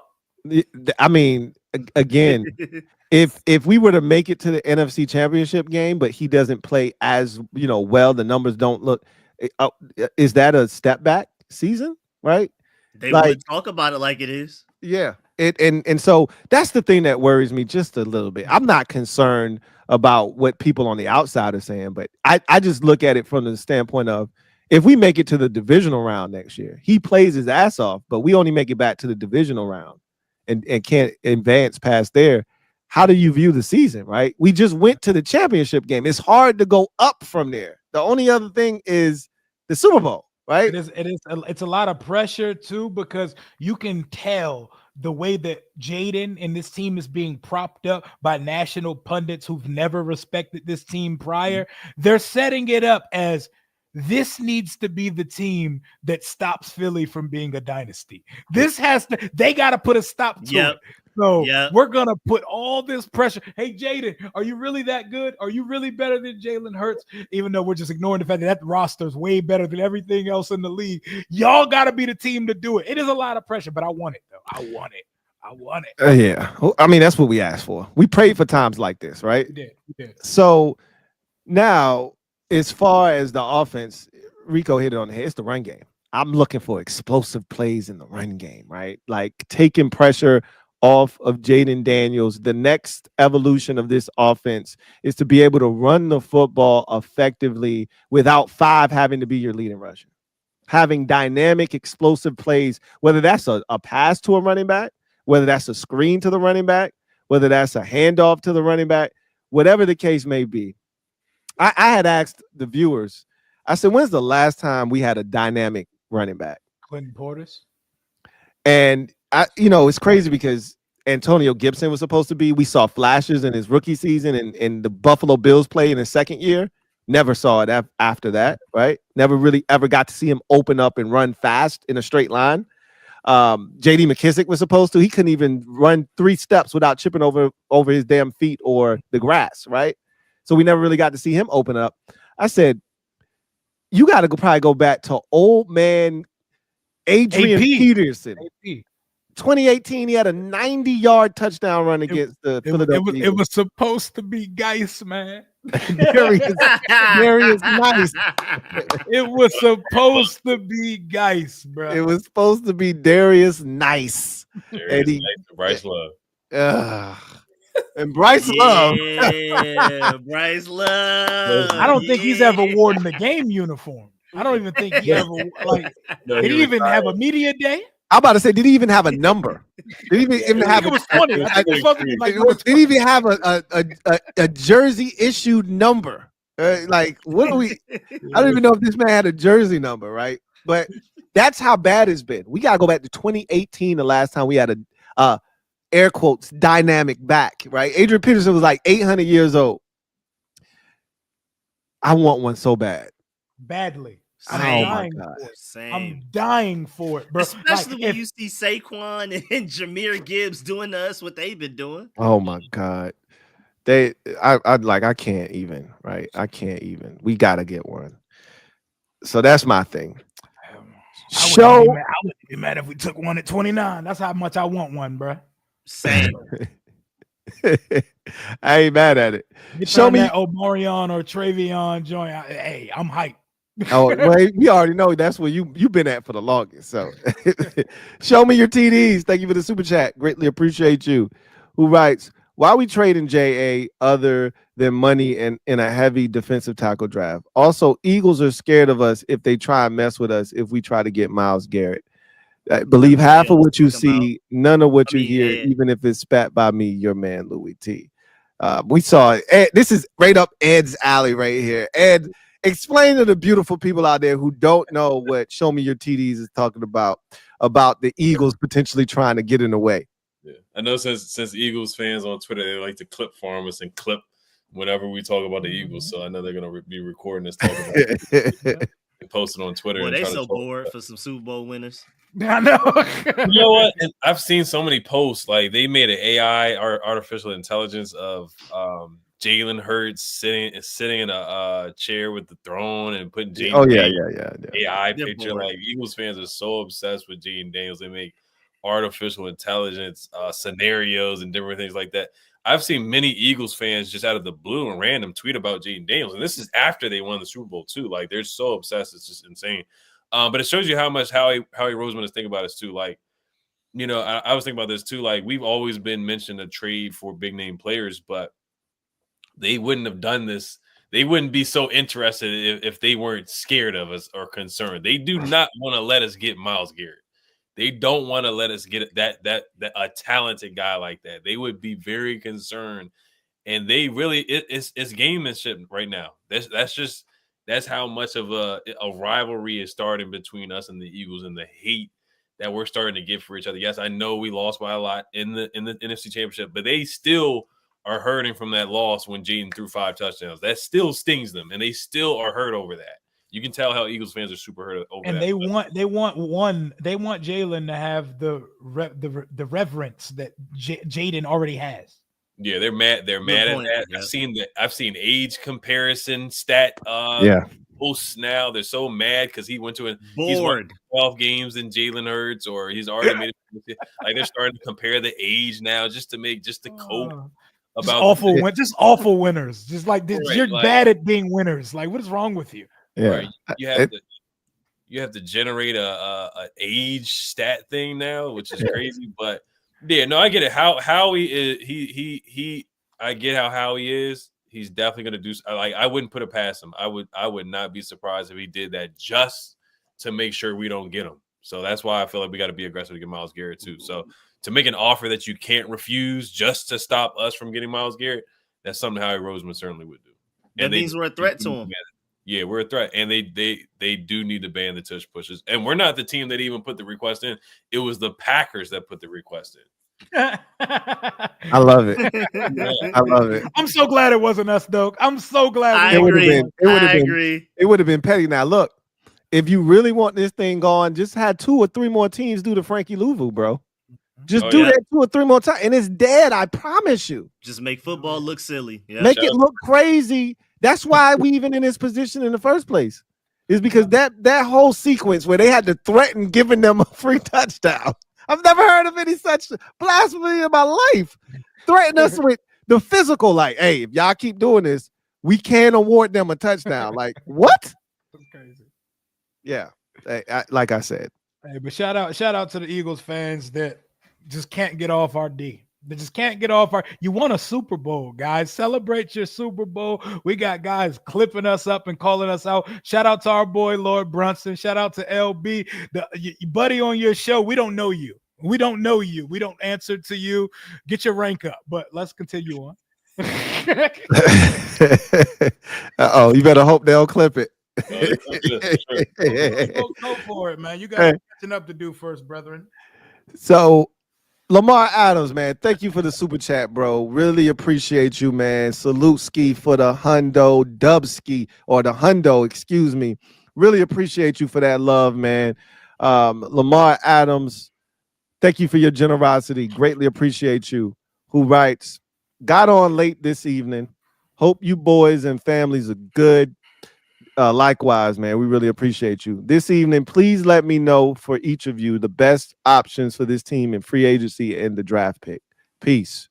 So, best option. Give me one guy in free agency that you think this team should target of the guys that you think are going to actually be available, and then give me a draft pick that you are hoping this team selects. Who will jump out there first? So I'll give you a free agency guy.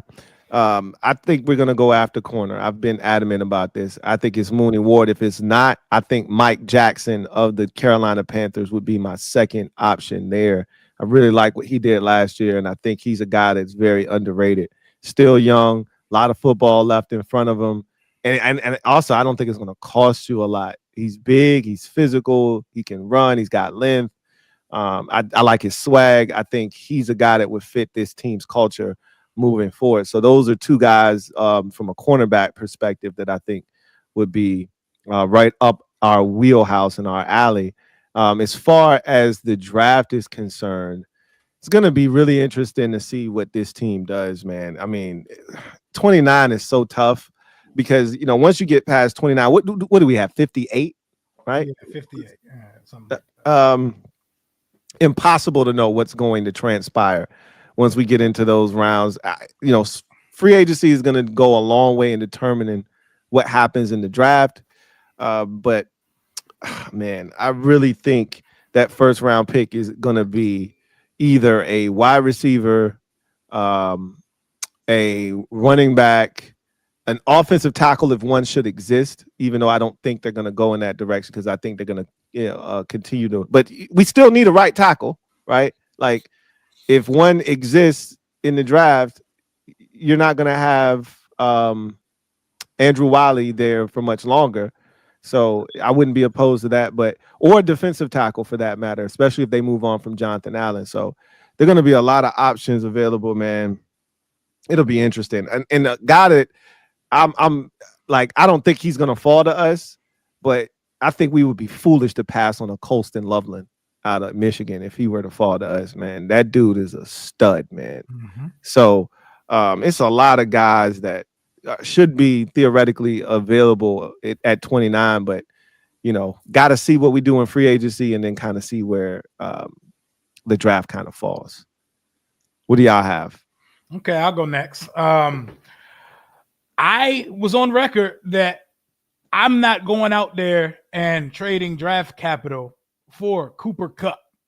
And that's not what my plan at receiver is. I feel like we're going to end up with him. I think we're going to get Cooper Kupp, and I think he's going to be our wide receiver too, opposite Terry. And it's not going to stop us from getting a wide receiver in the first 3 rounds as well. Could you imagine going out and getting like Kupp and then adding another good young receiver to add to the mix, or like add Cooper Kupp, or like want to lose guys like Tutu Atwell?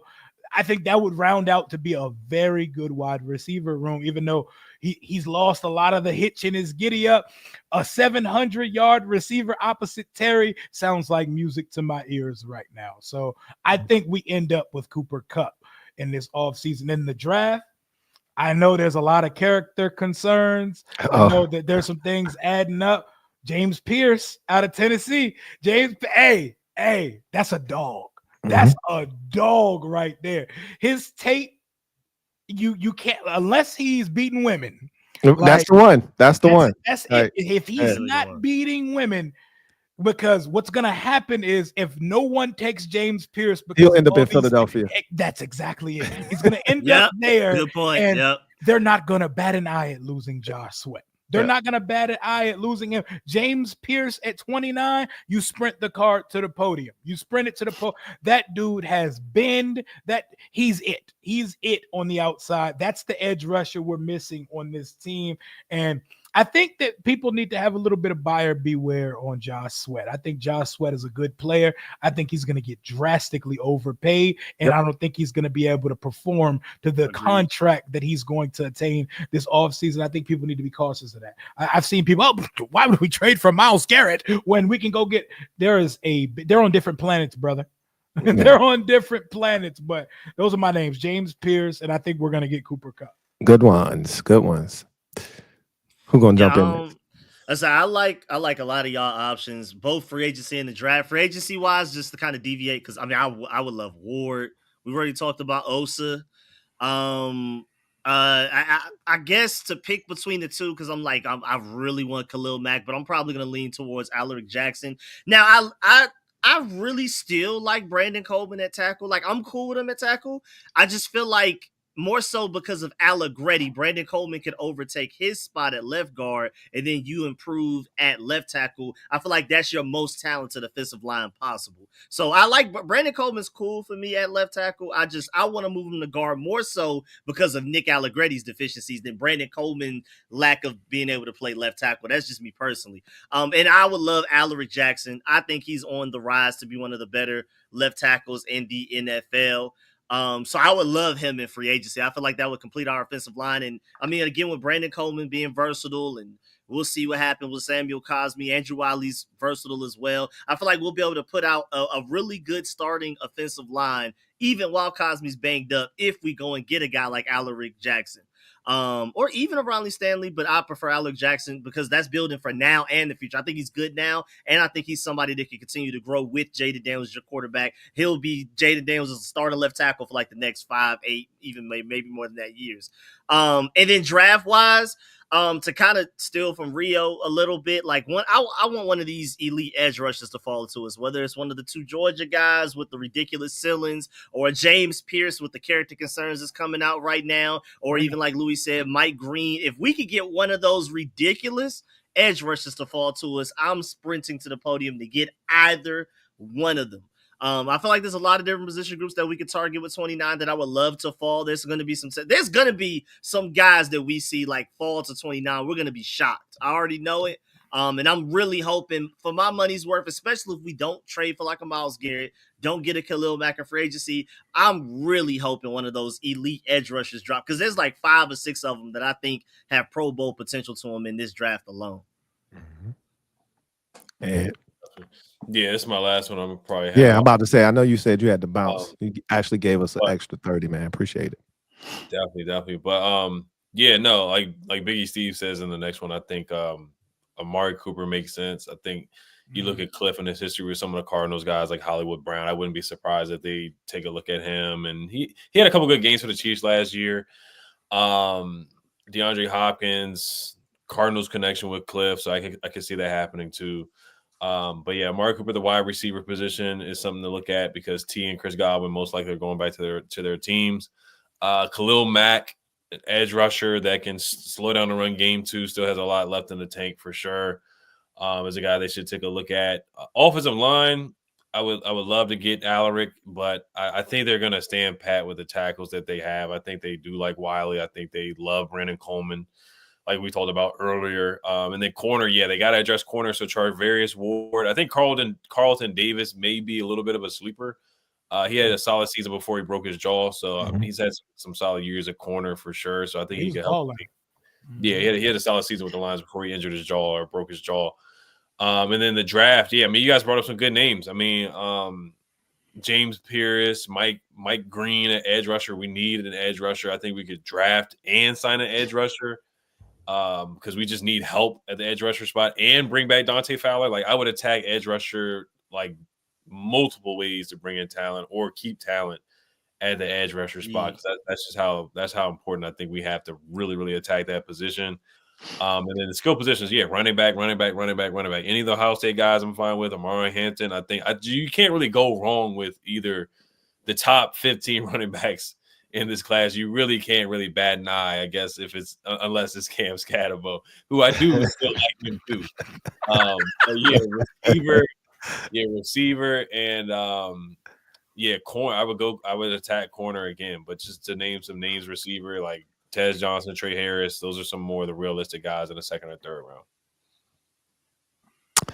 All right, Ed, man, we ain't gonna hold you up. We're gonna let you go ahead and slide, man. We really appreciate you kicking it with us for as long as you did and even giving us an extra 30, man.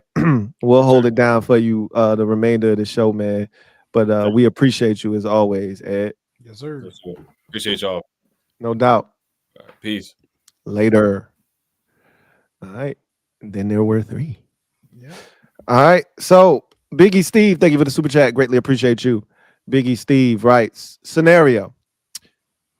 Wait, double up. Let me double you up first.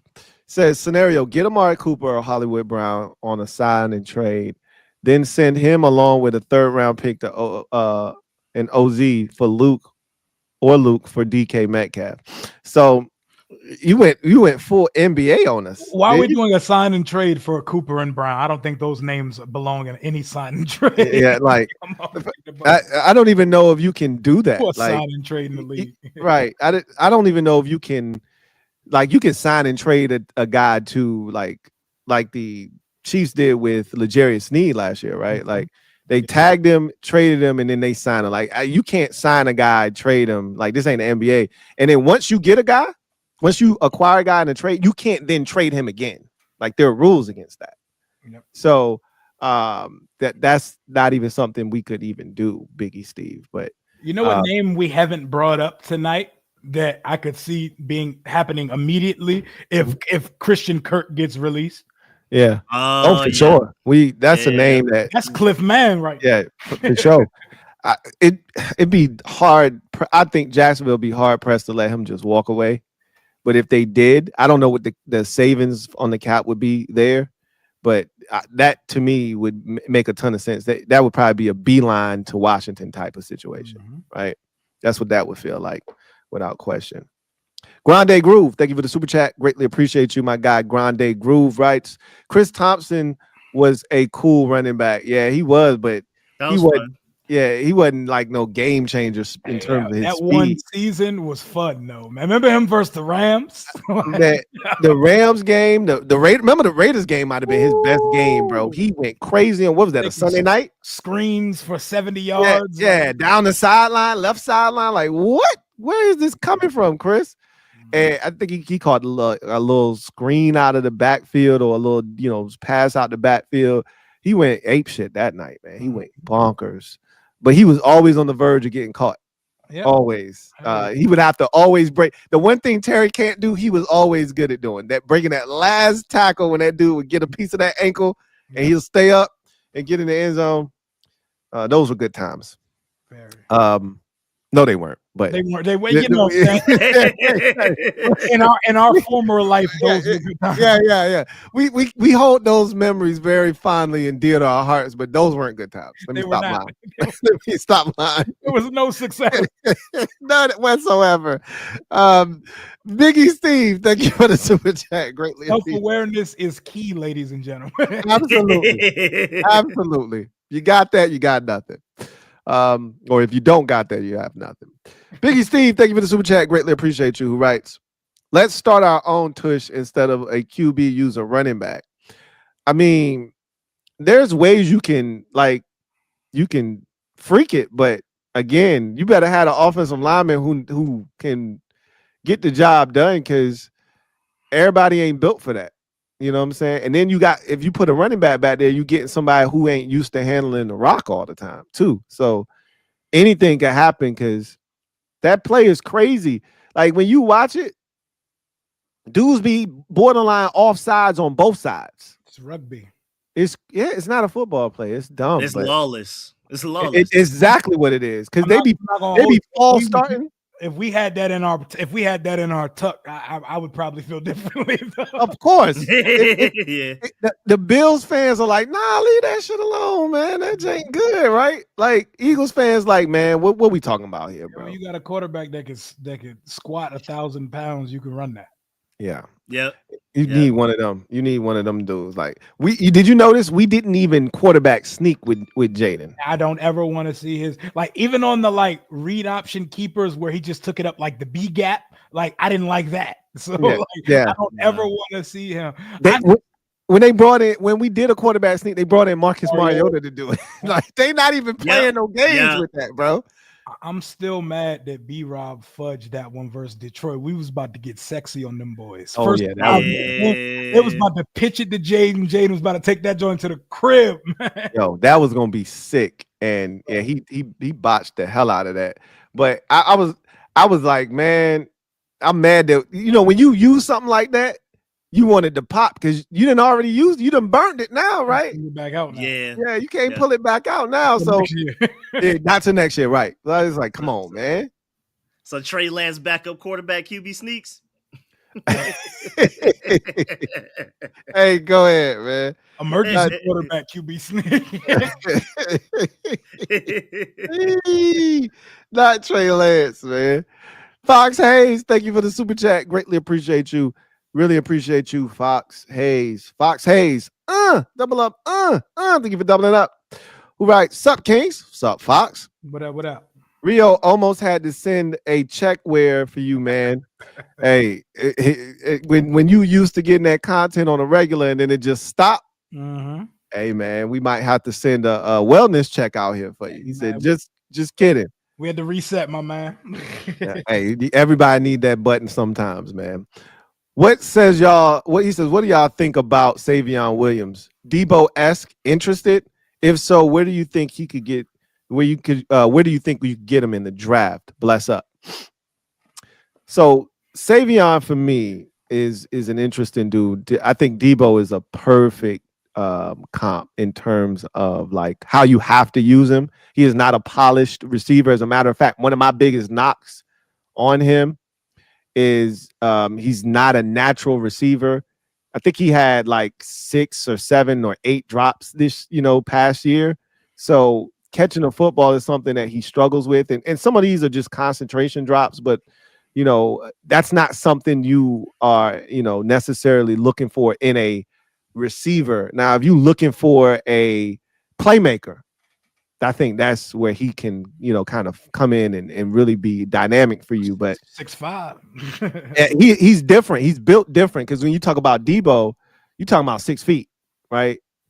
This dude is huge, but he's unrefined in what he brings to the table. But if you've got patience and you've got a plan, I think those are the two things you need to have if you're going to draft Savion Williams. And because right now he's a day 2 prospect. So if you're going to spend that pick on him, you better have patience and you better have a plan. I think it's a bit of a project, but if you hit on him, he's going to be a dog. But, I don't know if I have the patience for project right now. I need plug and play. I need plug and play day 1. And I don't need guys that have drops on their jacket right now. I do like him, though. He's a good player. I think a part of me, there's definitely a little bias because he's a big body receiver from TCU, and big body receiver that TCU scared me a little bit. I'm gonna scout the helmet a little bit. That goes a part of my evaluation. Hey, you break your rules over there, Rio. But hey, again, self-awareness is important, people. He's telling y'all, look, man, I'm sorry. I'm on BS right now, so that helmet matters, but I don't like having drops on it, and I think there's a part of his game that's a little project-ish. Never really had great production in college, but he's a dog, though. He's a dog. I think I would prefer him in like the 4th round, but he's probably going to go 2nd or 3rd. Yeah, I mean, like I brought him up earlier, I wouldn't take him before the 3rd round. And I honestly see him because I'm working on a mock draft right now. I have us taking him in the 3rd round. I see him more of like a Cordero Patterson. A little bit. But yeah, to Rio's point, you get him, you're not necessarily expecting him to be like a great receiver day 1. Like you're getting if he's the first receiver you take in the draft, that means you already handle receiver in free agency in some way, at minimum Cooper Kupp or something like that. So I like his talent. I love his potential. I think to your point, Louie, he could be a big playmaker for us. I think Cliff Kingsbury could get really creative with him. I think Jaden Daniels could help unlock him. Because I mean, you can't focus on, as athletic as Savion is, you can't focus on him because you got to worry about Terry, you got to worry about Jaden. And I think that would, even though he's not a polished route runner, I think he'll naturally just be a little bit more open because of all of the defensive attention that Terry and Jaden get. So I think if there were any environment that he could flourish earlier than later, it probably would be us. Interesting. Smacky, thank you for the super chat. Greatly appreciate you. Smacky writes, Scatterbo beast mode ability will create explosives. Okay. I mean, I think he is underrated in the receiving game, but he's just not. He's not fast. He's really good, but he's not for me. He ain't hey, period. Like he ain't for us. Like I'm not speaking for the entire fan base, but for the crowd that has been, clamoring for speed, he ain't it. He ain't it. And that's where I'm at with it, is like I'm looking for some speed, bro.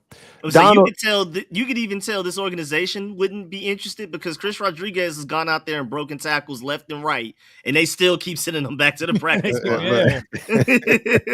And people can get mad at me because I keep saying Scatterbo is a day 3 running back, and they're like, no, he's definitely day 2, possibly day 1, and I'm like, no, he's likable. He's very likable though, and he has the exact football character that fits any locker room, but I don't see it. People lose their minds when they see a white running back. Okay.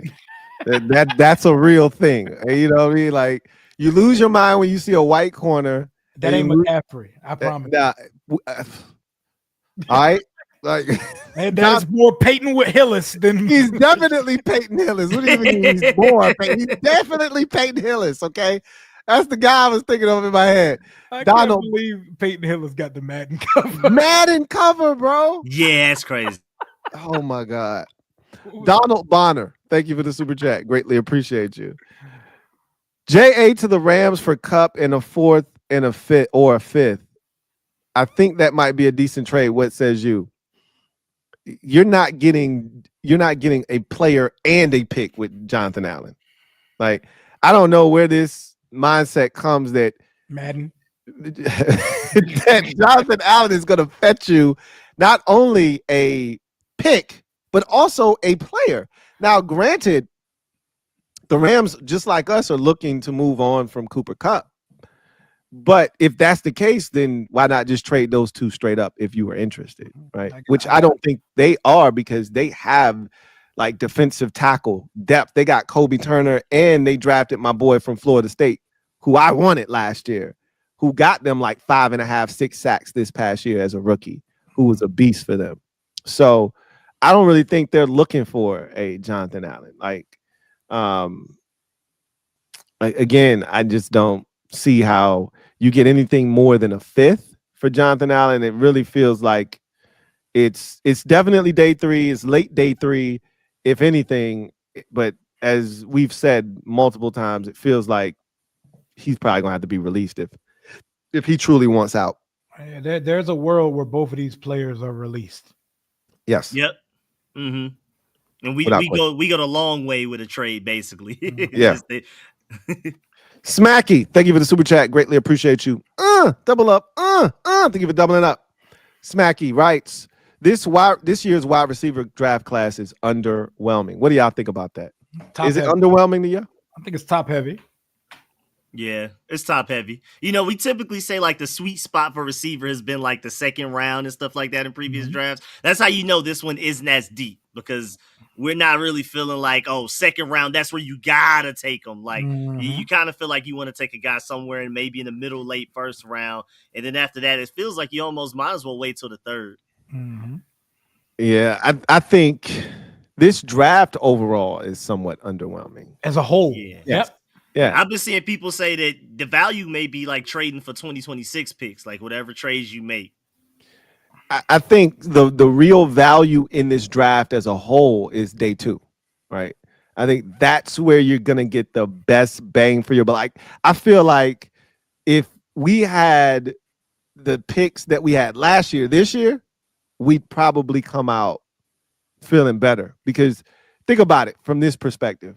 We need a back. You would get one. We had 5 picks in day 2 last year, right? You coming away with a back. This is a great tight end draft class. You're going to see 5 or 6 come off the board in day 2, right? If not more, right? In day 2, you would have got a tight end, right?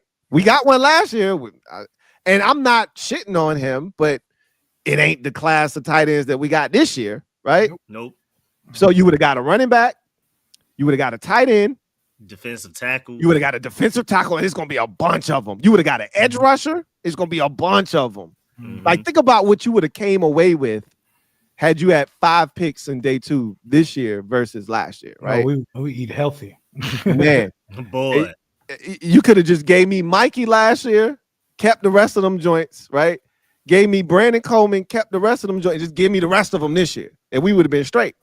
But to me, the sweet spot is the day 2, and if you're talking about the receiver position, it's actually right where we draft in the first round. That's, I think, where it's going to get hot, where it's going to start to heat up, right?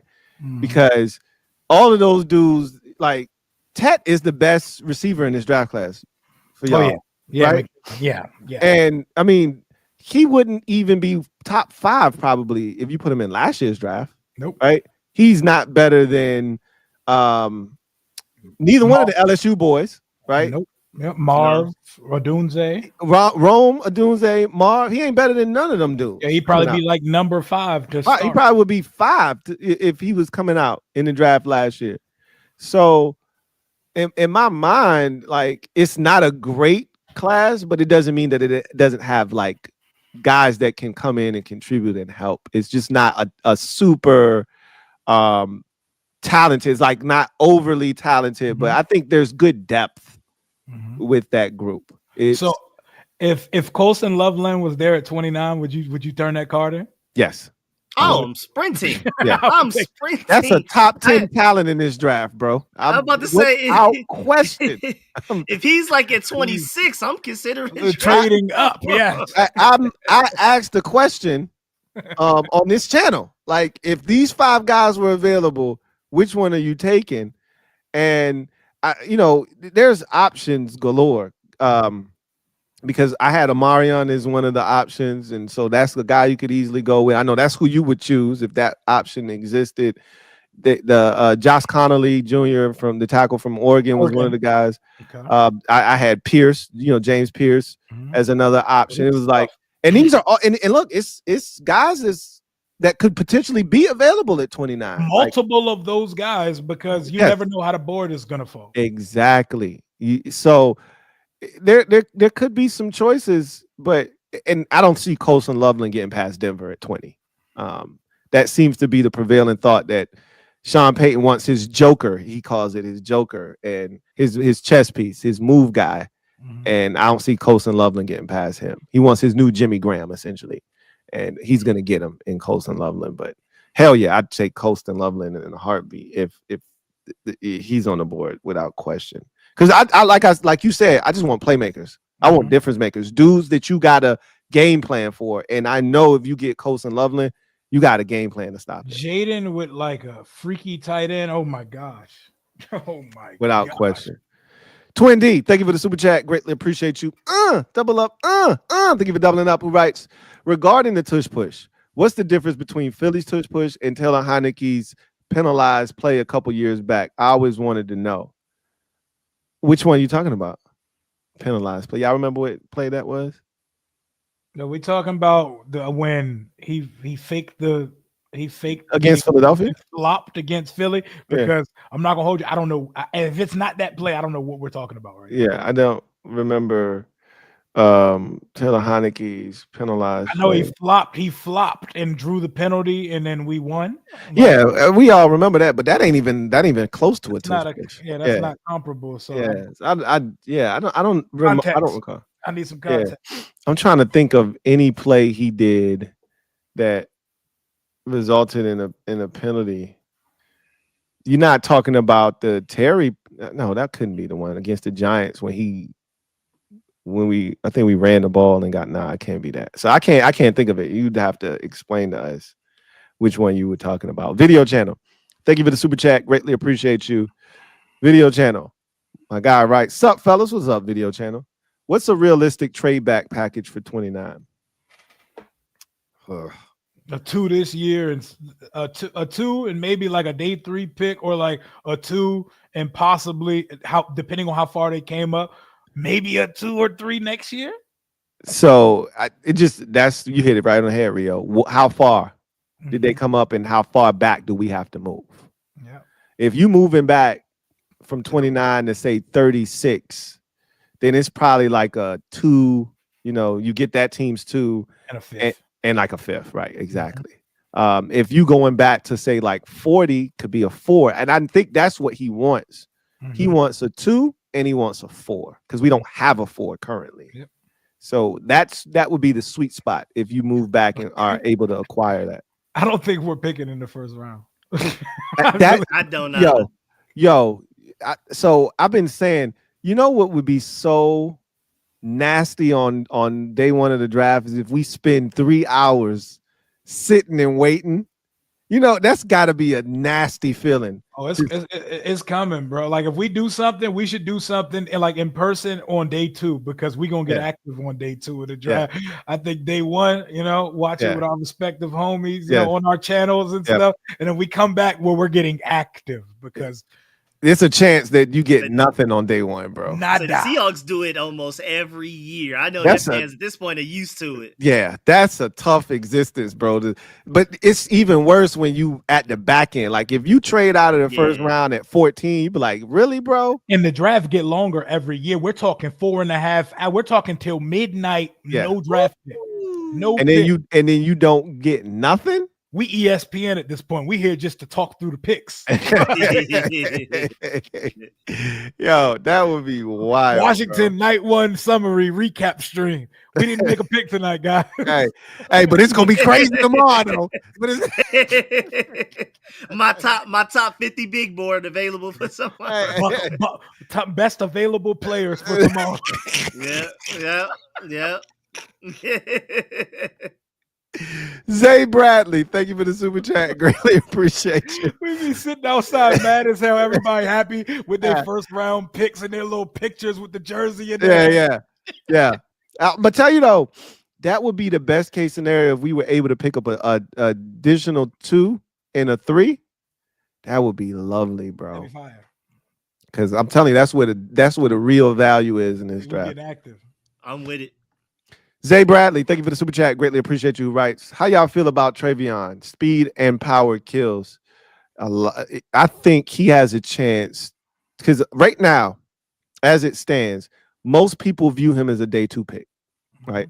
You see some mocks that have him going in the first round, but I don't think that's crystallized. He goes to the combine and does what people think he can do, and I think he becomes a first round pick. Yeah, McShay and Daniel Jeremiah talk about that man like he the second coming. I would take him at 29.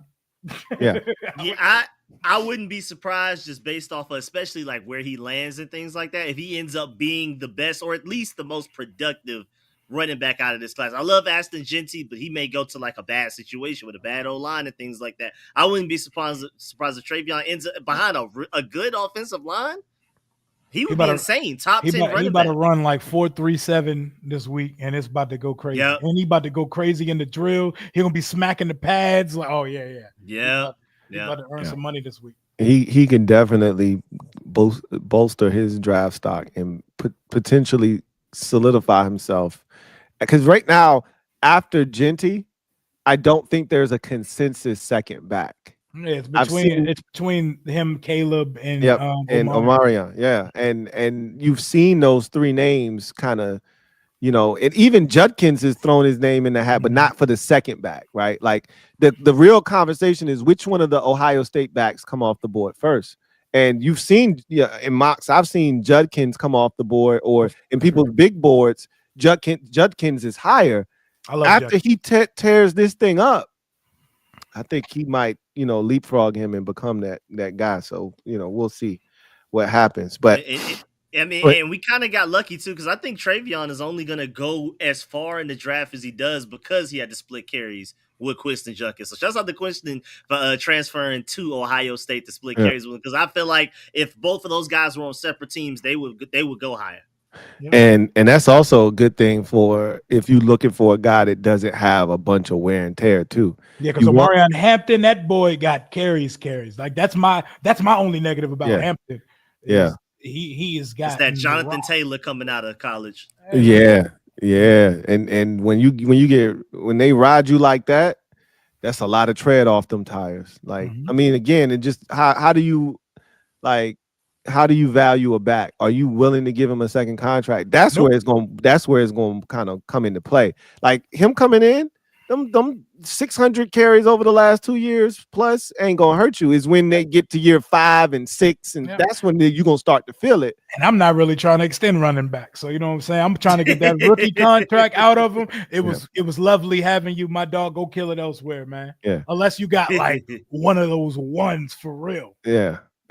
So we're gonna see, man. We're gonna see what happens, but it should be fun. So anything to add, Kings, before we get out of here? Which positions work out tomorrow?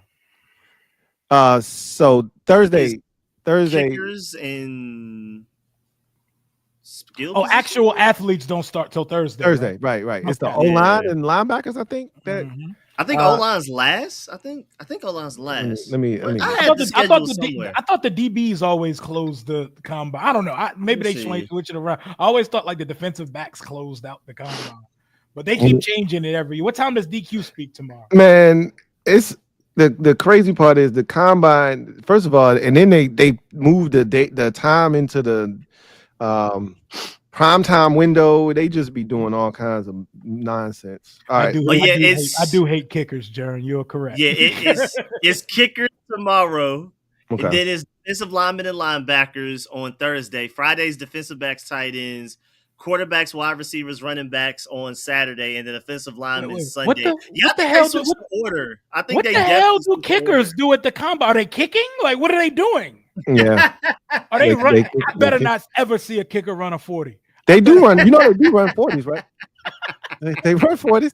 Normally, they have them run the 40s with the quarterbacks. You ain't never seen that before? They be doing 3 cones. I don't know. Nah, they just have them run the 40s. Literally better off in throwing drills just in case you go for it on 4th down. That's more useful than a 40. They run 40s because you never know when they're going to have to try to track somebody down on a kickoff. That's I why would they not have let them. my client run. I would not let my kicker run no 40 and no combine. Never. The hamstring going, Dad, them boys don't run. We don't Hey. want to get Joey Slide, man. I'm not well, Yeah. I didn't know they actually do the on-field workout. Yeah, they do. They definitely do run a 40. I can tell you that right now, without question. It be looking Play. crazy too. The punters and stuff when they run them 40s, it'd be crazy when you see them jokers running them 40s, bro. Like It'd the be first wild. time they ever did it in their life. While we bullshitting, no, we do need to draft the kicker. Hey, I'm about to say you talking all that shit. Boy. You talking all that shit like we don't need a goddamn kicker. So do they kick? Are they Hey, kicking? Are I they asked, but they don't actually show that though, right? Like they don't start the coverage till Thursday. I'm like, shit, we need to be watching that Wednesday coverage. Hey, where them kickers at, man? Let me see them jokes. Matter of fact, they got the list. I'm looking at the list of dudes is there. Let me see if they got the kickers up here, man. I need to know who these kickers are. Look, they ain't specialists. Andres Borgales from Miami, punter James Burnett from Alabama, Jeremy Crawshaw from Florida, that's a punter. Ryan Fitzgerald is supposed to be really good from Florida State. Tyler Loop, a kicker from Arizona. They don't even show us them doing what they're there to do. No, we're not gonna see that, bro. Because I'm not interviewing. Because you don't even need to waste an interview on a kicker. You just need to see him kick the damn football. I need to know if he a dog or not, man. If Cordero Patterson is running at you on a kickoff, what you finna do, man? I need to know if he a dog. How you gonna answer that question, man? Because a lot of them kickers don't want none of the smoke, bro. Like, hey, you got it, bro. I want my kicker to have to be ready for the smoke. I don't know, man. Hey, that's wild, man. If Joey Slide can get hurt, anybody. Joey Slide was built like a linebacker. I'm scared. I'll see the kickers at their pro day, bro. Stop it, kickers at the combine, man. We don't need to outlaw kickers at the combine, man. That's wild, man. They got to serve a purpose, man. They got to serve a purpose other than just being there. So, hey, look, if you're looking for a punter, you need to see him kick, right? Like they say they do with quarterbacks. I need to see him throw live. I need to hear how the ball leave his foot, right? Like it's a different sound, right? That matters, I guess. Hey, this is one of the most uninteresting quarterback classes ever, and I'm so glad we're not in. It feels like the year Howell and Pickett. I'm about to say, don't act like 2022 won't the worst quarterback draft we done seen in recent memory. That too, because everybody feel like they convincing themselves for guys, and no one feels sure about one quarterback. At least there's two guys that there's a conversation about that we know going in the first round. That Kenny Pickett draft shouldn't have had nobody go in the first round. Nobody should have gone in the first round that year. That was wild. That was a nasty draft, bro. We were quarterback hungry, bro. I had some opinions out there that I am so ashamed of. Boy, I'm right with you. I got some jersey swaps in the tuck I'm not proud of. Hey, bro, look, man. I'm right with you. Hey, bro, I was trying to sell people on Matt Corral that year so heavy, bro. So, look, I'm right there with you, bro. It was really some nasty work. I had Malik Willis as quarterback coach on the channel. Oh, no. Hey, log off, Rio. You done. Log off, bro. You done. Shout out Sean McAvoy from the QB Collective. Hey, you sign up. Hey, log off, Rio. You done for the night, bro. You're finished. Hey, that's the perfect way to end this show, man. Shout out to the over 740 of y'all out there holding us down, man. If you haven't already done so, hit the subscribe button, turn on your notification bell for more great content, and most importantly, hit the like button if you've already subbed up. That helps this channel grow exponentially, man. Kings, that's it. Y'all good? I think we're good, man. All right. Just go dogs in the combine. That's all I got. So enjoy the combine, and we will come back and talk about the combine coverage, about what we saw, guys that lit it up, guys that we're intrigued by, all of that good stuff, guys that wet the bed, guys that had a poor showing, etc., etc. All of that and more we'll talk about next week here on the program. Until then, you know what it is. If you're coming at these Kings, you best not miss. Until next time, we signing off. You guys have a good one. Take care. God bless. Good night. We out. And don't forget, we're still getting Myles Garrett. I don't care what Andrew Berry talking about. Put it out there, bro. Put it out there in the atmosphere, bro. Yes, sir. Put it out there. Oh, man. Andrew Berry, man, that boy.